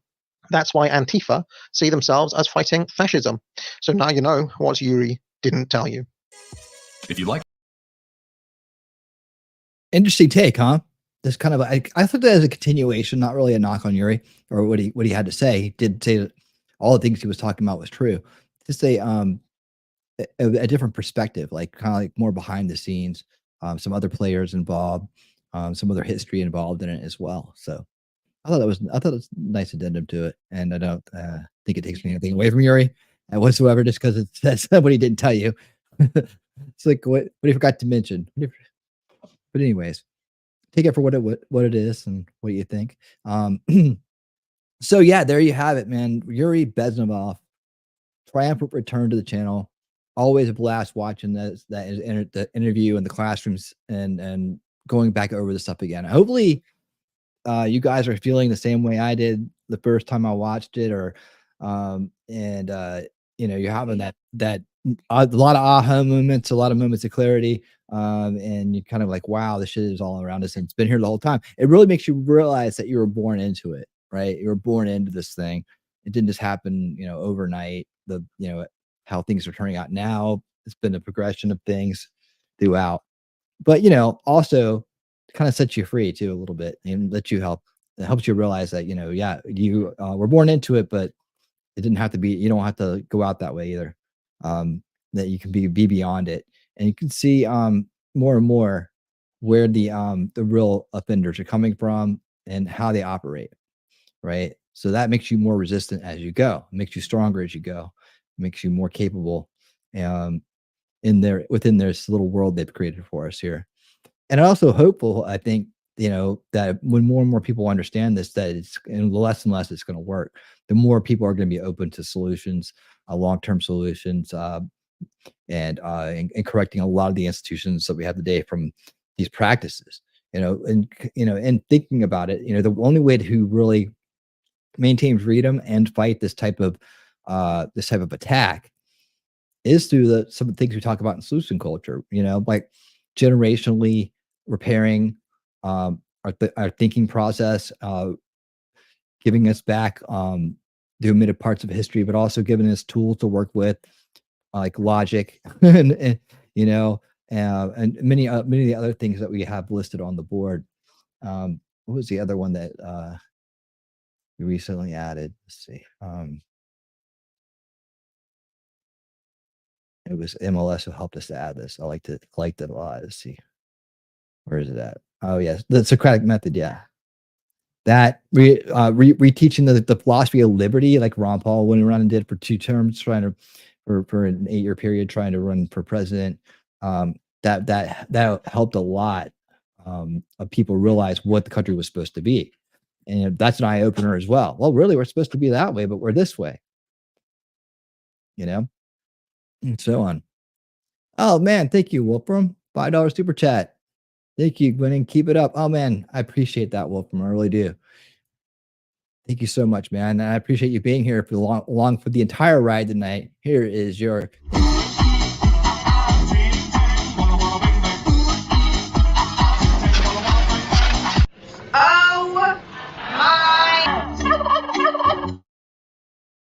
All right. Thank you so much, man. I appreciate that. And I appreciate each and every one of you for being along for the ride this evening to relearn or to learn about ideological subversion from the one and only Yuri Bezmenov. Yeah, like I said, if there's a Mount Rush for the channel, he's on it. Let me go ahead and end the poll here. So yeah, so for a lot of you, that was new information tonight. So, and for all y'all in the rewatch crew, wherever you're at, Rumble, YouTube, I appreciate it. Thank you. Please leave me a like, man. It really helps. And I hope you'll come back and check out some of our other shows. Tomorrow night, I will be doing a special Repairing History Together show for Black History Month. So we're going to kick it off Black History Month on Repairing History Together, and we're going to see what actual people out there think about Black History Month and whether it's one of those things that's good or bad or needs to be go by the way of the, I don't know what you call it. Just good. Just, go by the way of the, what do they call it the dinosaurs. Yeah, there you go. But you'll be surprised. Like for my research is this is not really that well received in the Black community. So we'll go over that tomorrow night. Got a special for that. And then Saturday night, Winning Saturday night, 9 p.m. Eastern. I think I may have a guest, or we'll just do a regular show, one or the other. Show up and find out. And this Sunday, on Old School Watch Party Sundays with Talking Trash and Truth and myself, we will be watching the documentary called Born Rich. Born Rich was a documentary done by the heir to the Johnson & Johnson fortune. And he interviews a bunch of his peers talking about being born wealthy and what they're going to do with their lives. And it's very interesting. I think it's a very interesting take on things. And so it's an insight into a different world. Not as deep as I'd like to go, but kind of give you some different perspectives. I think it's pretty good. I think you'll like it. I watched it a long time ago. So we'll watch it again. And then we're going to watch Fast Times at Ridgemont High. So one of my all-time favorite movies. So yeah, I hope you're going to be around for that as well. We have a good old time on Old School Watch Party Sundays, and we hope you guys will join us. And then, of course, next Monday is Chapter 5 of Control Oligarchs on Unrig the Game, where I think it's going to be the War on Farmers. So it'll be interesting this week. I'll get some additional content to go with that before and after. We read the chapter, and that is exclusively on Rumble and X, but we do a kickoff show here. So please meet us here on YouTube, and then we will take it from there. What you guys got out there? What is that? It was a oh no. Jeez. I wouldn't even read this. Anyways, guys, you guys have any questions or want to talk about anything, now's the time to do it. but that was a lot to take in. I get it. And I have talked about it quite a bit. So I know my crowd here is very educated on the matters. But yeah, definitely let me know what you think about it. You can leave a comment in the videos even later on if you want. That'd be cool. I like answering comments. All right, guys. Well, that's going to do it for this evening. I hope you guys have a great evening. Thank you guys again so much for being here. And until next time, y'all keep on winning.